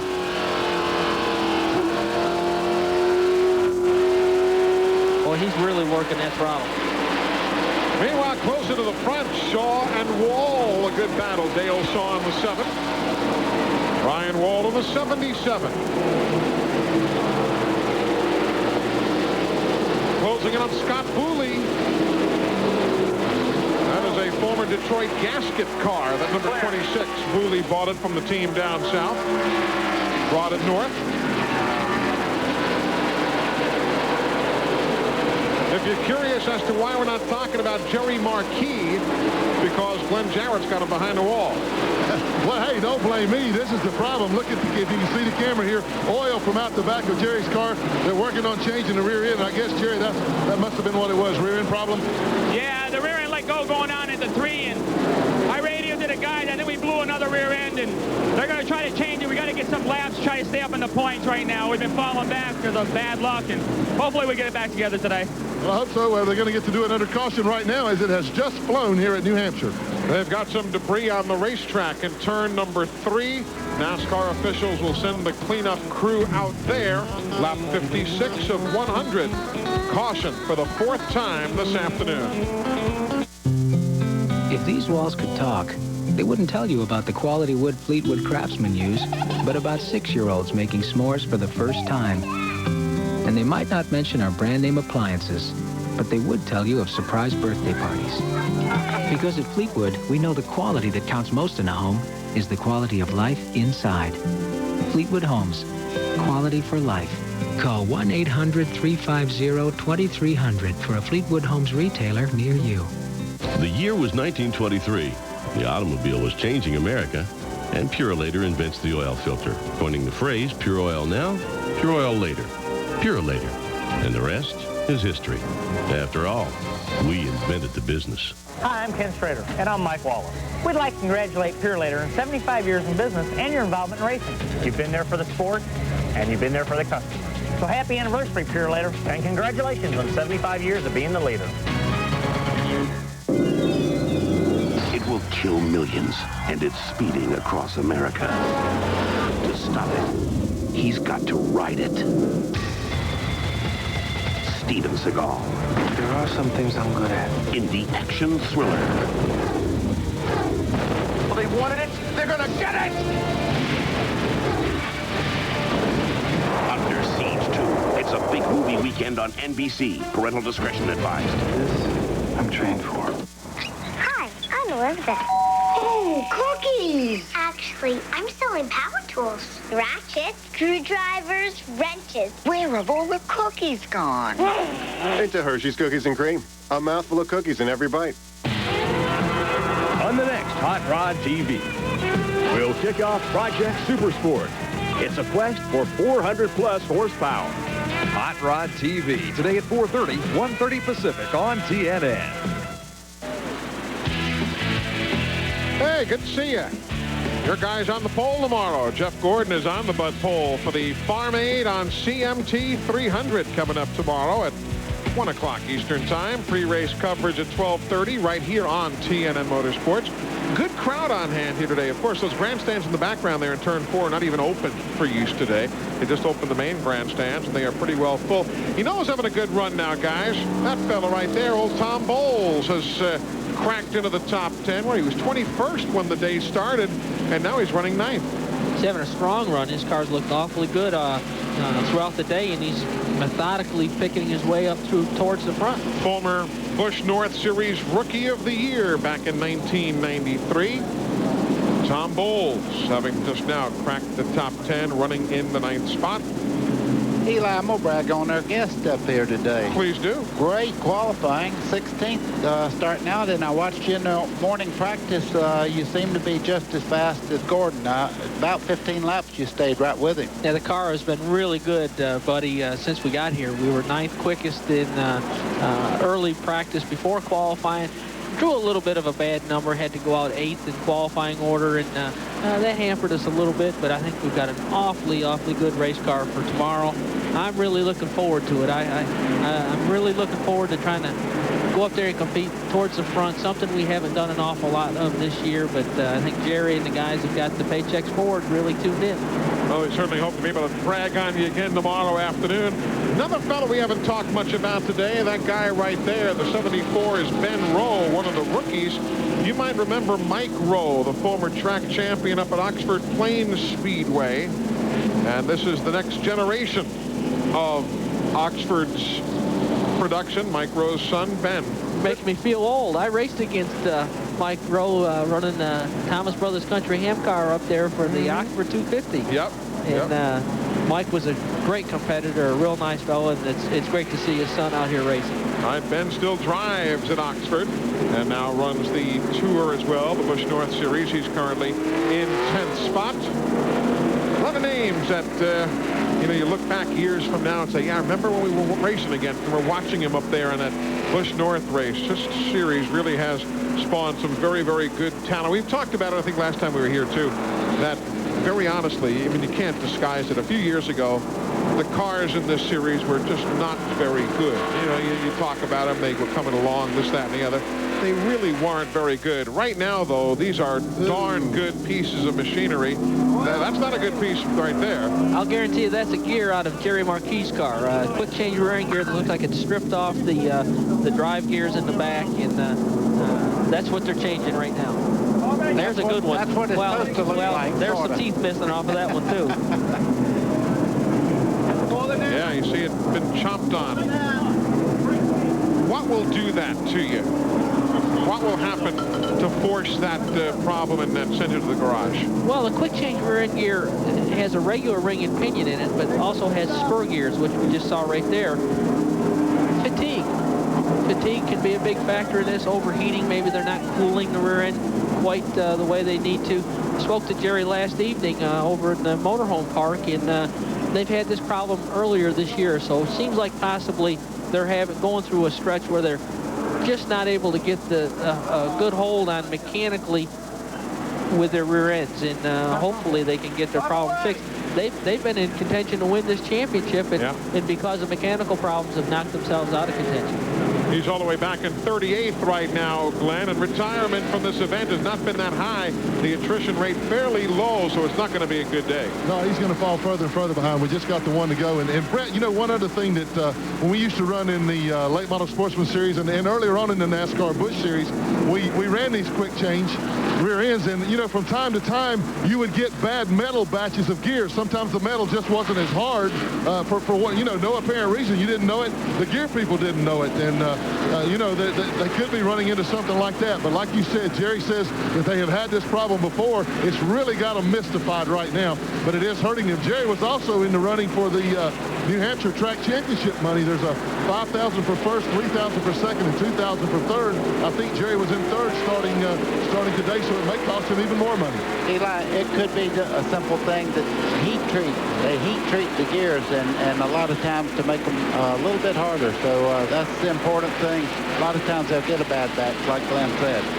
So Jerry Marquis' problems continue, but we are set to go racing. Waiting for Billy Ryder to wave the hanky. Get ready. Go ready. And no one does it with more flair than does Mr. Ryder. Green is in the air. Ted Christopher leads Kelly Moore, Dave Dion, Mike Stefanik, and Brad Layton. That's the good battle now. Brad Layton got touched just a little bit by Stefanik as they were getting the green flag there. Very lucky to hold control on that car. 3 wide heading to turn 3. Stefanik and Shaw get by. Here comes Wall in the 77. Layton is on the outside of the 55. Here comes the 30. That's Denny Doyle. Nobody told Brad Layton that you can't run outside there. He really forced the issue there, as you can see. Oh! Pardon me, Brian, coming through. Just broadsides Brian Wall. And here comes Doyle, and you wonder what kind of damage that did. That was not a light touch. No, and to that left front like that, it can knock the toe end out very easily.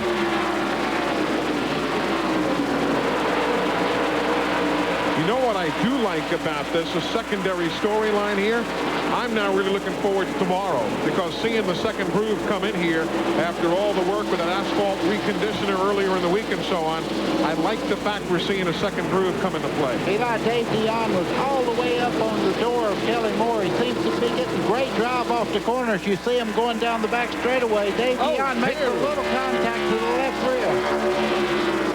Dion grabs the spot from Kelly Moore. Jerry Marquis is back on the racetrack. He'll be 18 laps down after the change of that rear end. Let's go to the pits. Well, Eli, under that last caution, Dale Shaw was very worried about his car. He said it's tight in the center and very, very loose off. He says if the car does not get any better, we may have to pit under that next caution. He was hoping that the tires would cool down under this caution. He just told Clint Boisvert the car does feel better, so I'm going to try to make a run to the front. So that's the update down on pit road from Matt Yoakum as you watch Dale Shaw there in the 7. You can see Rick Fuller there telling the cars that are a lap ahead of him, go to the right side. Fuller is in 32nd spot, a couple of laps down after cutting down that left front tire earlier. If you're just joining us, this is our second race of the day. Mike Ewanitsko won the Featherlite Modified Tour race earlier, and now we're 34 laps in the finish of this one. That's for position. Doyle in the 30 around Stefanik.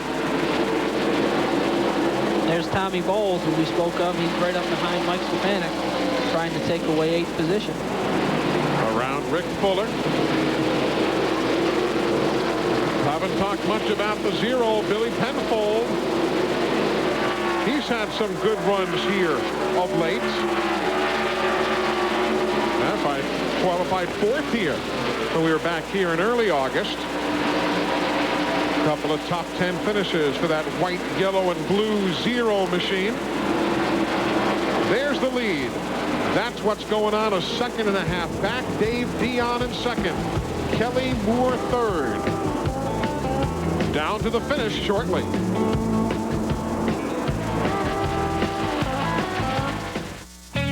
This NASCAR 50th anniversary moment is brought to you by Duralube. You know, when I look at the group of fans each week at the gates and at the fences and lining the streets and all, probably the fans that jump out at me the most is the kids. You know, just to see the sparkle in their eyes when they see a driver that they really look up to.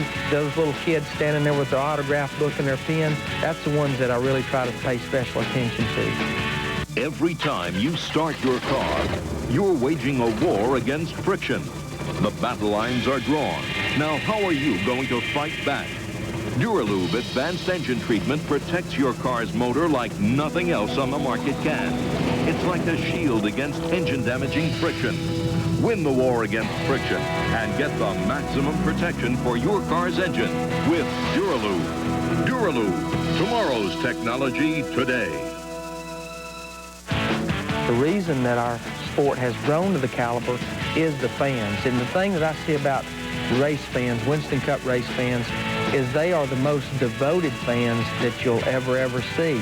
I mean, when they get hooked with a driver, and 10 years from now when he's on the downside of his career and he's even struggling to win races, they're still supporting him from the hat they wear on their head to the shoelaces in their shoes. And that's what's great about the Winston Cup race fans. This is the Midas Gold Muffler. It comes with a Midas lifetime warranty, and it's now just $49.95, $69.95 for select imports. Let's review. Midas Gold Muffler, lifetime warranty, $49.95. Hurry, the price of gold has never been lower. Here's what the renovated rooms at Motel 6 look like when you're sleeping and when you're awake. Asleep, awake. Strobe light. Sorry, I'm Tom Bodette for Motel 6, and we'll leave the light on for you. That is the race leader, Ted Christopher. Most recently took over the top spot at lap 31. Has not looked back since. There you see the spread of 1 4/10 seconds. Back to the 29, Dave Dion, the 47 of Kelly Moore. Then you'll drop further back to Layton, Doyle, Stefanik, and Shaw. Watch this a few minutes ago. Brad Layton was determined to get by Dale Shaw. Let's just rub on him here a little bit. Make sure we can complete this pass. Makes the move, brings the 30, Denny Doyle along with him. Got to take the initiative sometimes. There you see 8th place now, Dale Shaw. Yeah, Stefanik got by him on that same move there. Oh, look at that. Shaw just loose, he drifting is very loose. Yeah. Car bottom. Got the nose under you.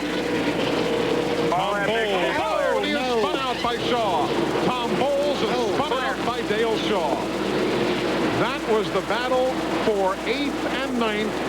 Bowles got by him, and Shaw put him in the wall. Oh, my. What can you say about that? Nothing. Bowles really hit hard, though, on the driver's side. He really did. He made the clean pass, and Dale Shaw booted him to the wall. The pictures will tell the whole story yet again. You see Tom moving just a little bit there in that car. Took a heck of a lick. Watch this again. He just pulled in behind him and gave him a shot. Yeah. That's about all you can say. Hard hit. Man. Very, very hard hit.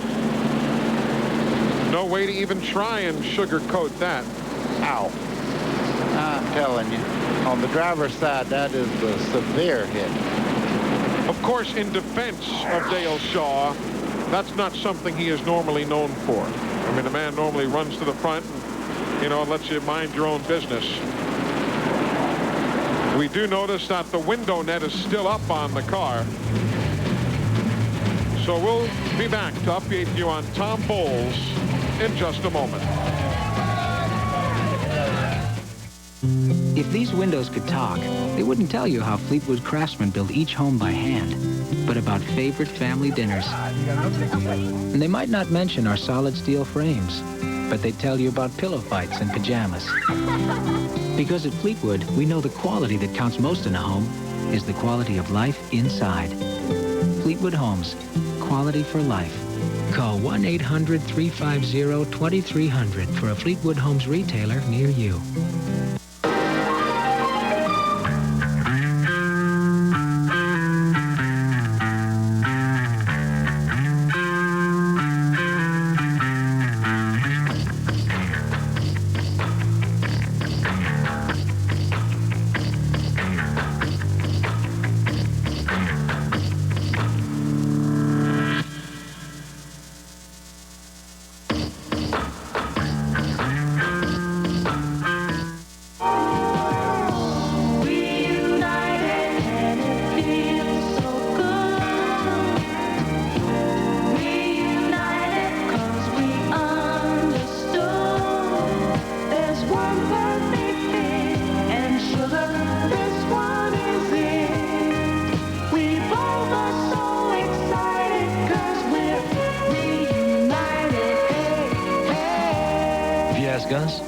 It just tastes better. Willie Nelson started Farm Aid to win another very important race, the race to save the family farm. America loses 500 farms a week, but it doesn't have to be that way. You can do something. Call Farm Aid and save the American family farm.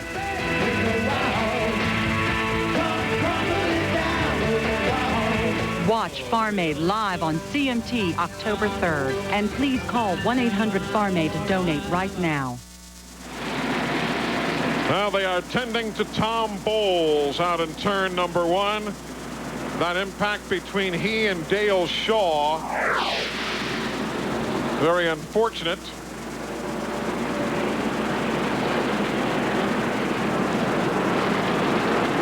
See the driver's side impact. Ron Green is the crew chief for that number 76 of Tom Bowles. Let's check in with him down on the pit lane. Well, Eli, a hard lick for Tom Bowles. Ron Green, you're the crew chief. Any word yet from Tom? No, there's no word from Tommy yet. It's just a shame. We had a decent car today, and we passed the 7 car clean, and I don't know why he hit us in the back, but it's terrible. We had a good car going for Kendall and Bowles Motors. I feel bad for all us potential sponsors out there, and I hope Tommy's okay. We're waiting for NASCAR right now to give us a word.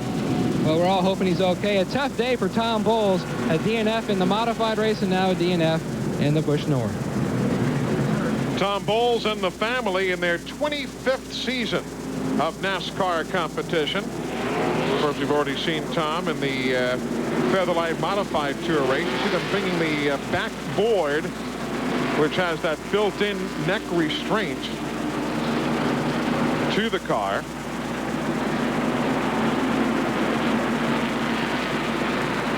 Lap 78 of 100 on the board. The concern now for Tom Bowles. Back with more in a moment. TNN, America's Country Home, is a service of CBS Cable.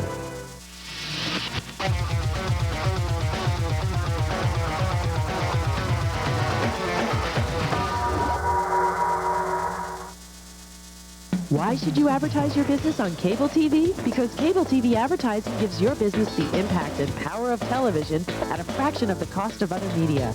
Advertising on networks like CNN, ESPN, NTV, and more lets you target your message to your best customers. And with 92% of the sales coming within 5 miles of your business, there's no wasted coverage on cable TV. So call Media Partners today and find out how to get your business on cable TV.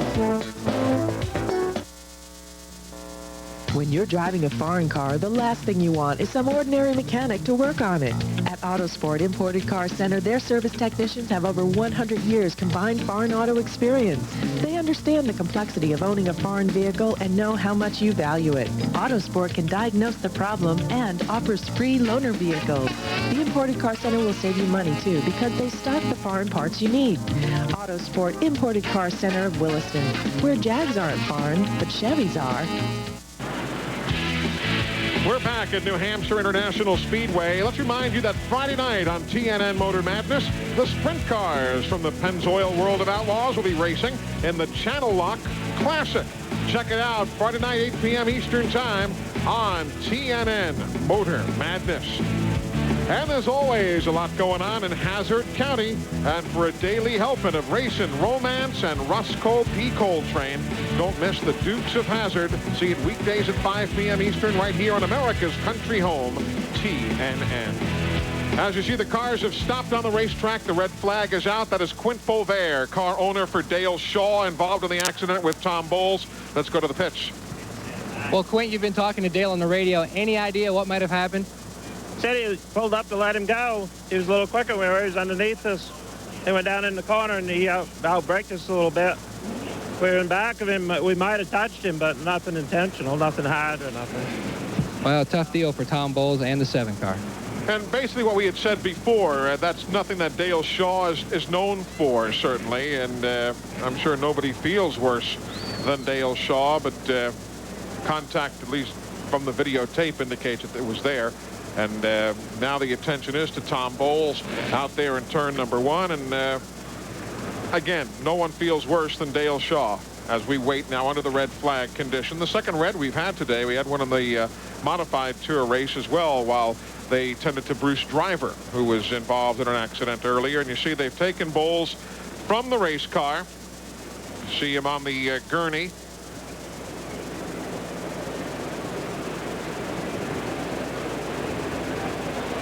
Hopefully we will get an update from the infield care center before we leave the air. Obviously, we have well overstayed our time bounds today, but as is always the case here on TNN, we don't leave the races midway. We'll stick right through it and get you a post-race victory lane and all. But this red flag now, while they tend to Tom Bowles, 25-year veteran, the Bowles family is in NASCAR competition. What does this do in the pit of your stomach, Brett? You know, I've never driven a race car, so I can't even imagine what it's like to go 200 miles an hour, let alone be involved in an accident. What's that man, Dale Shaw, thinking? What goes through your mind? Well, all the guys out there on the track, you know, they've driven by the accident scene several times under yellow. You know, sure, Tommy's their competitor and everything, but they're, you know, NASCAR is a family, and we all worry about each other. And I'm sure right now Dale Shaw is just hoping that, as all of us are, that Tommy's going to be okay and everything's going to work out all right. But it's just unfortunate circumstances. Hey, we're out here racing, and these are the unforeseen the things we don't like about our sport, and it can happen to anybody at any time. You might hear the sirens in the background. The ambulance is going at an exceedingly high rate of speed through the infield into the Winston Cup garage area and to the care center. We'll update you on Tom Bowles when we come back. In Denton, Texas, a lot of folks who work on their cars go to AutoZone because they know they're going to find quality parts, low prices, great selection, and good people like Tom Robinson. You see, Tom's the kind of guy who really likes to help folks out. And since he's been around cars most all his life, he knows his parts, too. Oh, sure, there are other parts stores in town, but when it comes to getting the right part, the right price, and good advice from folks like Tom, there's just no place better than AutoZone.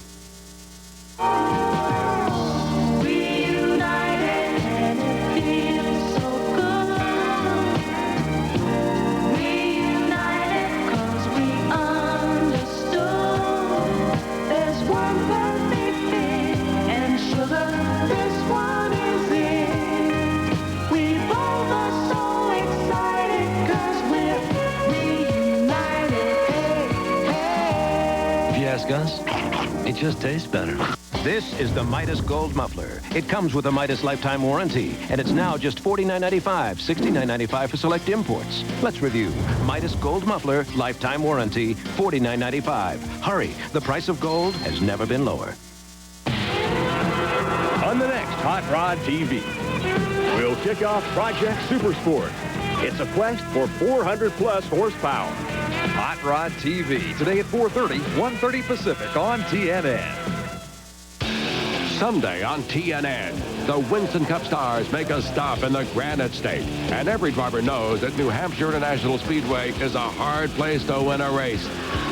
It's 300 laps of flag-to-flag action on the jagged edge. Find out who comes away from Loudon with a rock-solid performance. Don't miss Farm Aid on CMT 300, live Sunday at 1 Eastern, 10 Pacific, a part of Across America Week on TNN. Tonight on TNN, it's a high-speed march through Atlanta when the Open Wheels Warriors of the Pep Boys Indy Racing League line up the Atlanta Motor Speedway. It's IndyCar racing the way it should be. Wheel-to-wheel competition on the high banks, under the lights. You don't want to miss the Pep Boys 500 live tonight at 9 Eastern, 6 Pacific, a part of Across America Week on TNN. Earlier today on TNN, the NASCAR Featherlite Modified Tour took the green flag. Mike Ewanitsko started on the front pole. Shortly thereafter, lap 31, Ken Barry, T-boned by Bruce Driver. Racing continued in close quarters competition. Chris Kopech was there. Mike Stefanik gives the ride to Jack Bateman. Then with Kopech again trying to battle for the lead, the competition came towards the end. Lap 98, Satch Worley, Chris Wenzel, Dave Kruk in the wall. Mike Ewanitsko's team hoped he could hang on, and he does, picking up the victory. Mike Ewanitsko wins the modified portion of our doubleheader here at New Hampshire International Speedway. Back with you here at New Hampshire. Red flag in the NASCAR Busch North Series race.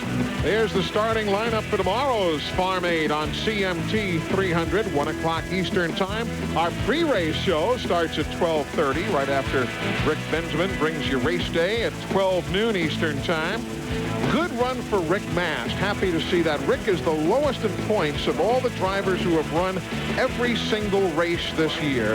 And it's not because he can't drive and not because Butch Mock can't build race cars. They have had maybe the worst luck in America. You know, you've got to have luck. Yeah. No matter how well you prepare for these events, no matter how well your team is staffed and the driver is capable, you still got to have racing luck. And when it's not on your side, things go really bad for you. Jeff Bodine we saw there. Wally Dallenbach in the Bud Chevrolet. Now the fellows who are in on provisional starting spots. If you're a Derek Cope fan, you notice he is not in the field. They have no provisional starting spots remaining. And unfortunately, the Gum-Out Pontiac team unable to qualify. They have just pulled the red flag in after 7 minutes and 56 seconds, so nearly an 8-minute red flag period after Tom Bowles had to be extricated from the race car and taken to the infield care center. Back to pit road, Glenn Jarrett.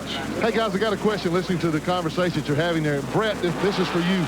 When you've got a car as good as the one you've got for tomorrow's race, you've already made it clear to us you're not going to do a whole lot of changing, but do you guys sit down as a team and talk about, okay, let's not over-engineer. Let's make sure we do everything right. We've got a chance to really run well. Let's make sure we make no mistakes. Are you going to have extra team meetings to talk about that? Well, there's no question, Glenn, that every week we do our team meetings and try to communicate all those plans. But when you've got as good a car as we feel like we've got this weekend, I'm sure everybody's going to make sure that they're doing their job to their best. And I'm sure Gary's going to get that point across probably tonight as he takes the boys to dinner. Of course, we'll all be following up with that tomorrow with the 1 o'clock Eastern time start of the Farm Aid on CMT 300. One of the things that's really got our team probably headed back in the right direction is we haven't over-engineered. We got into the point where we were looking for the tricks. We were looking for things, the gimmicks to try to make you go fast. We brought a basic race car here this weekend with a basic setup. and it worked. And just like we did last week at Bristol, you've just got to kind of get back to the basics, do the things that have got you here, and that's what we've done this weekend. How are the Paychecks folks doing, your sponsors? Doing great, Eli. You know, they came on board so late. Right. First week in January is when we signed them. It didn't take them long to realize that NASCAR Winston Cup racing is where they wanted to be. Just recently, we re-upped for another year, and they're very happy with the program. And I'm so proud to have them on our car and have us be responsible for bringing them into the sport. Well, we're certainly glad things are going well for you guys, and a lot of races yet remaining, a third of the season to try and put on a big rush down to the finish. Let's take a look at Ted Christopher's car there. I almost thought I saw a little whiff of smoke coming out from behind that car a short while ago. I might just have been seeing things. They say the older you get, your eyes start to go on you. Well, this is going to change things a little bit. Yeah. Christopher enjoyed a big lead. Right. And Dion, we felt like, had a great car. Brad Layton had a great car. Track position's gone away for Christopher. Now we'll see what everybody's made of. 18 laps to go to the end, and I'm sure everybody's going to pull out all the stops. Christopher's best finish was 10th at Nazareth. He's only run 8 races in the Busch North Series this year. Best finish there was, again, 10th at Nazareth. His best run here was 13th back in May of this year, our first visit to the racetrack. Eli, we're talking about the first 4 cars there. Kelly Moore being in 3rd right there. Brad Layton. But one that's really moving very well, I think, is Wall in the 77. I mean, he is doing a great job, and he is in 4th at the moment. He's gotten by Brad Layton. So he's moving right to the front. The car looks great in the corner. Matt Yoakum's been following Brian Wall's exploits today. On the radio, Eli, Brian is telling his crew that the car is coming to him. He told me before the race they brought in a family friend to kind of help with the setup this morning. That individual is also helping to spot the car. That individual is Steve Bird, the crew chief for Randy LaJoy, who won a Busch race here last year, and also he won one a few years back. We had touched on earlier, Birdie has been a mentor for that team now for a number of years. Brian tried to make the Busch Series race at Dover Downs International Speedway earlier this year. Couldn't quite qualify, but hasn't dampened their enthusiasm any. We are 18 laps from the finish. Yeah, it's going to be a bare knuckle when we go back at it, because these guys right now are out there on tires that have been running a while. You see the pace car right now pulling down pit road. Everybody anticipating a great restart. Boy, Ted Christopher's really crawling now. Slow pace.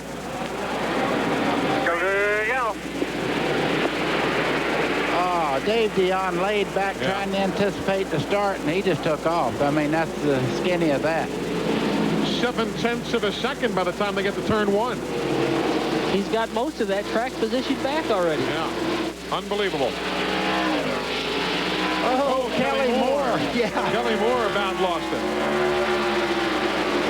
Wall is in the 77. Look at that in the span of just 1 lap. Though much was right there on the restart. 1 lap in, it's 1 4/10 seconds. I'd say right now that Kelly Moore is concerned about how loose that car is getting. He's wiggling quite a bit, as you can see the entry into the corner. But Brian Wall a little bit sideways also, just behind him. Brian Wall ducked to the inside.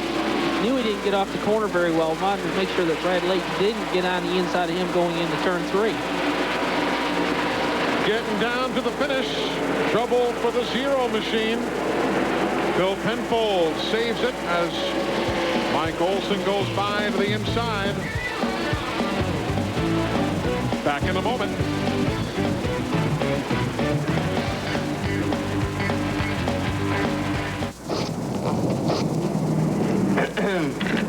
This is one of those new Volvos with all-wheel drive, right? Yes. It's our newest safety feature, designed to help keep you out of an accident. So how come you don't put it on all your cars? All our cars. Like Subaru does. Subaru. Every Subaru we make comes with the safety of all-wheel drive. Every wagon, every coupe, every sedan.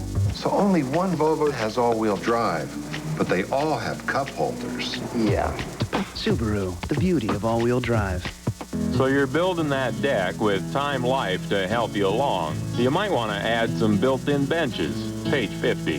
How about a brick patio, guaranteed weed-proof, and a lot easier on your checkbook than some contractor would be. Now with home repair, you get 2 books for $2. Order decks, porches, and patios for just $1.99 and get kitchens free. Those new countertops sure look good, and doing it yourself probably saved a bundle. So you could do that built-in recycling bin she wanted. Step by step, Time Life makes it easy. With home repair, you get professional results at do-it-yourself prices. Use your credit card to order decks for just $1.99 and get kitchens free. Home repair makes you a real hero around the house. So why don't you give them a call? They'd probably love to hear from you. Call 1-800-779-8484 to get 2 books for only $2. Use your credit card to order decks, porches, and patios, and you'll get kitchens free. Or send check or money order for $1.99 plus $3.95 shipping to the address on your screen.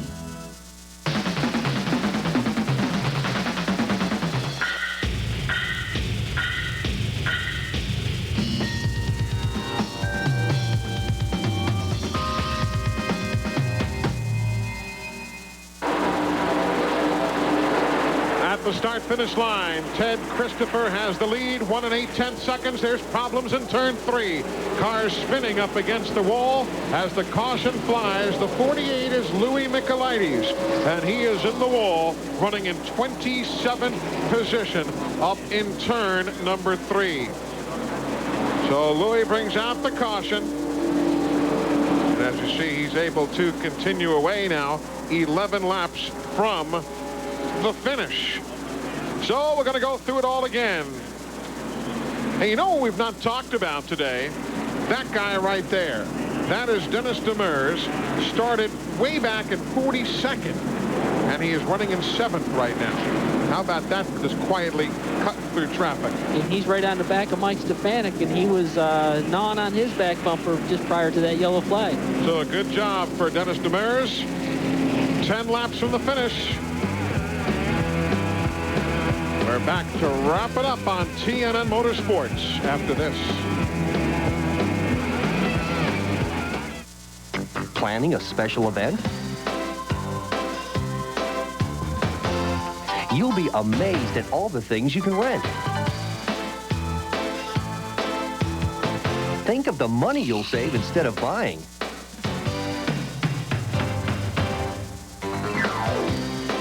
Renting. It's the smart way to get things done. Check your yellow pages for information on ARA members. Welcome back to that same old place that you laughed about. Who'd have thought they'd lead ya? Who'd have thought they'd lead ya? Here where we need ya. Here where we need ya. We tease him a lot, 'cause we got him on the spot. Welcome back. Welcome back, welcome back, welcome back. If you ask us, it just tastes better. Drop into Chevron and play Tic-Tac-Tecron. You could win a '99 Mercury Mountaineer instantly. Or collect to win the $100,000 cash prize. There are millions of great prizes, even Jelly Belly beads. So drop what you're doing and play Chevron's Tic-Tac-Tecron. This is the Midas Gold Muffler. It comes with a Midas lifetime warranty, and it's now just $49.95, $69.95 for select imports. Let's review. Midas Gold Muffler, lifetime warranty, $49.95. Hurry, the price of gold has never been lower. Everybody waiting and watching. The final 9 laps set to unfold of the NASCAR Busch North Series race here at New Hampshire International. Louis Michaelides' car going to the garage area, joining Tom Bowles, Scott Booley, Swanson, Phelps, Taylor, a host of others, as the attrition rate does now begin to climb just a bit. Freddie, impressed. He's good with the names. Well, I'll tell you, he can handle them. That's a good Yankee boy talking. I hear you. Let's go down to the garage and actually to the infield care center. Matt Yoakum is standing by. Matt, I see they've opened the back doors on the ambulance down there. Eli, they're going to transfer Tom Bowles to a local hospital in Concord. He's not fully responsive, but the good news is he's moving his hands. He is talking, and they said that they think that he might have just had his bell rung pretty good, so they're going to transfer him just for precautionary measure. Oh, that's good news. That is good news. The fact that he's moving and talking, although not totally alert, I can imagine getting your bell rung like that. They just don't take any chances. If there's any question at all, they take you to the hospital and let the doctors really go over you well. Took an awfully hard hit down there in the first turn. Boy, I feel a whole lot better now knowing that.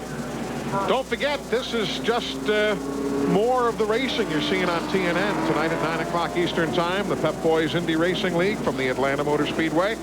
Mike Joy and Tom Sneva, no doubt right now enjoying dinner, getting set for that telecast. You'll enjoy it tonight at 9 o'clock Eastern Time. Eli, 230 miles an hour around that racetrack. I mean, that's incredible. The telecast we had from Charlotte back last month, they were only going 220 miles an hour around that mile and a half. I mean, that's... awesome speeds. You wonder what that feel is like. And I'm sure we'll learn and hear a whole lot more of it tonight from Mike and Sneva and all, 9 o'clock Eastern Time. Well, look where old Tom Carey has fallen to. If you're just tuning in, Tom was number 2 in points, 17 behind Stefanik when the day began. He went a quarter of a mile and ended up in the first turn wall in a first lap accident. You see he's fallen all the way back to 4th in the point standing. So a costly day for Tom Carey. Stefanik continues to lead the points, though, in this series, as he does in the Featherlite Modified Tour, trying to back up what he did a year ago, and that is sweep both of those series championships. Well, let's see what happens here. 92 of 100 laps are already complete.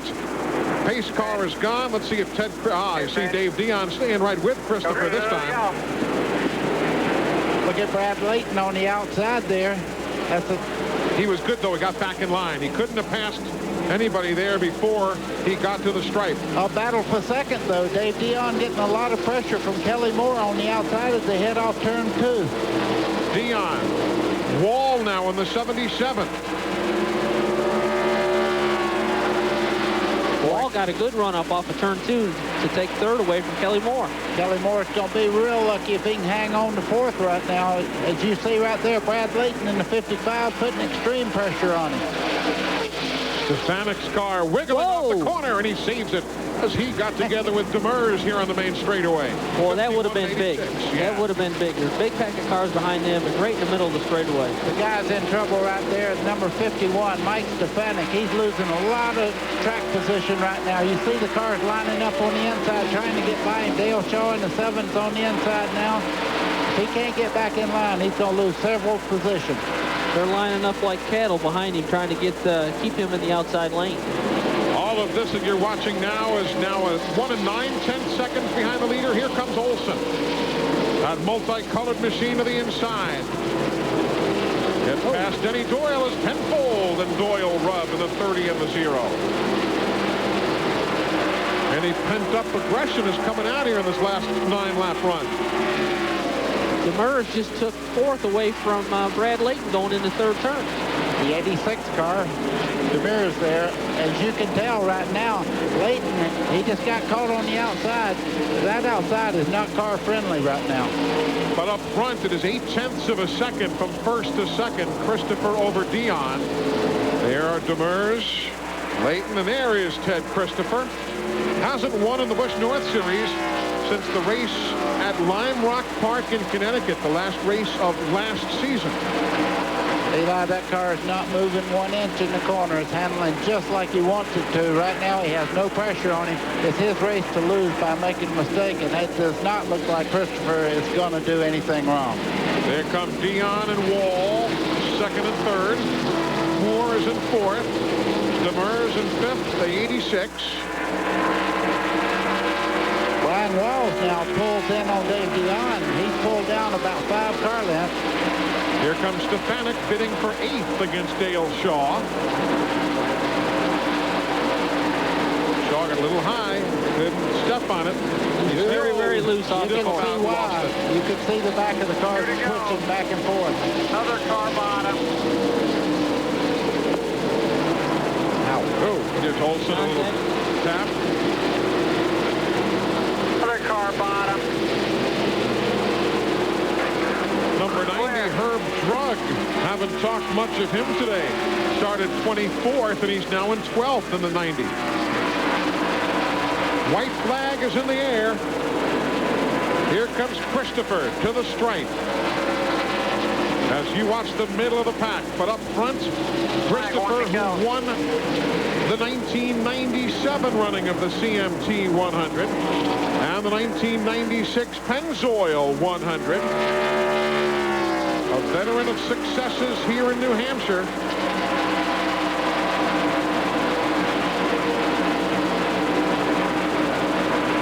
Ted Christopher to the stripe. He'll win, leading 91 of 100 laps. Wall will beat Moore back to the stripe in third and fourth spot.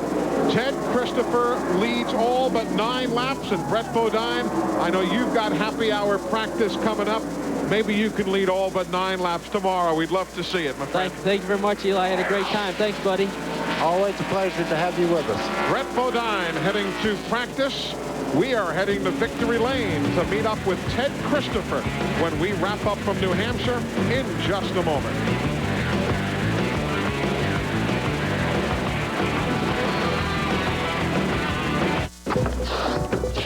Sunday's the best day to wash the car because that is my day off. The name is Everett. My father washed cars, and his father before him, but that was in pre-modern era, before WD-40 came along. Hey, what are you doing on my truck?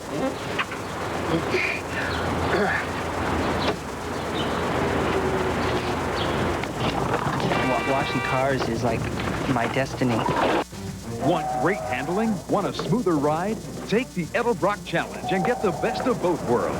Dramatically improve your vehicle with the revolutionary Edelbrock shock absorber.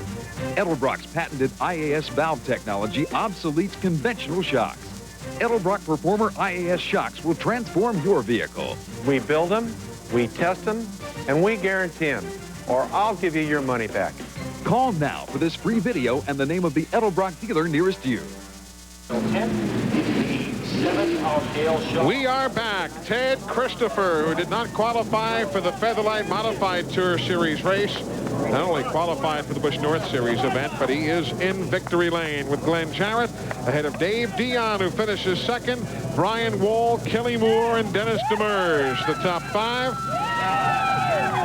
Happy bunch of fellas down there, Glenn. Oh, yeah, they're very happy. And here comes Ted out of the car, putting on that CMT cap. Going to give a little wave there to the photographers and the fans down here.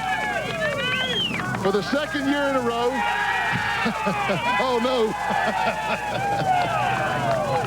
What is it in the water up here, Brett? What do these guys drink make them do stuff like that? Okay, Ted Christopher, for the second year in a row, man, you led this CMT 100. Congratulations. You are now the new king of the restarts.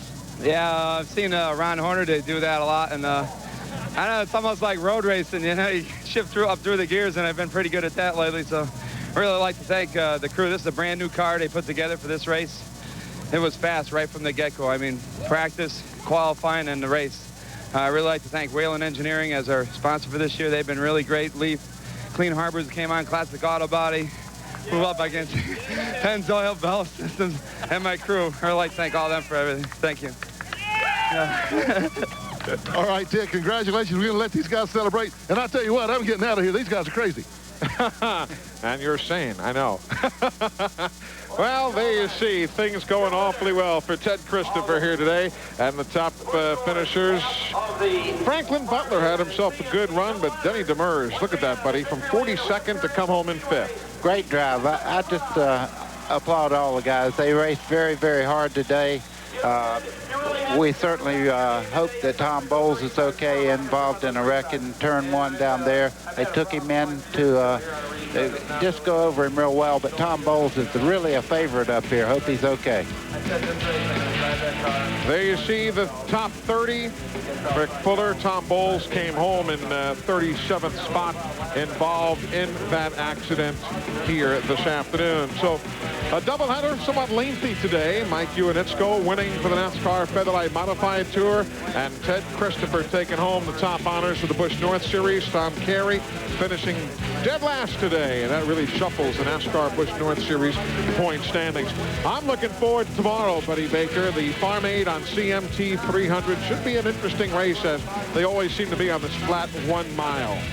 Eli, I think tomorrow everybody's going to see a race a lot different than you've seen before, because they're going to have to be very careful in the corners here with this new corner that they have here with the I just call it sealer, but they have a new name for it. Asphalt reconditioner. Yeah. But anyway, they're going to have to really walk a tight line tomorrow. 1 o'clock tomorrow for the race coverage. Pre-race show starting at 12:30.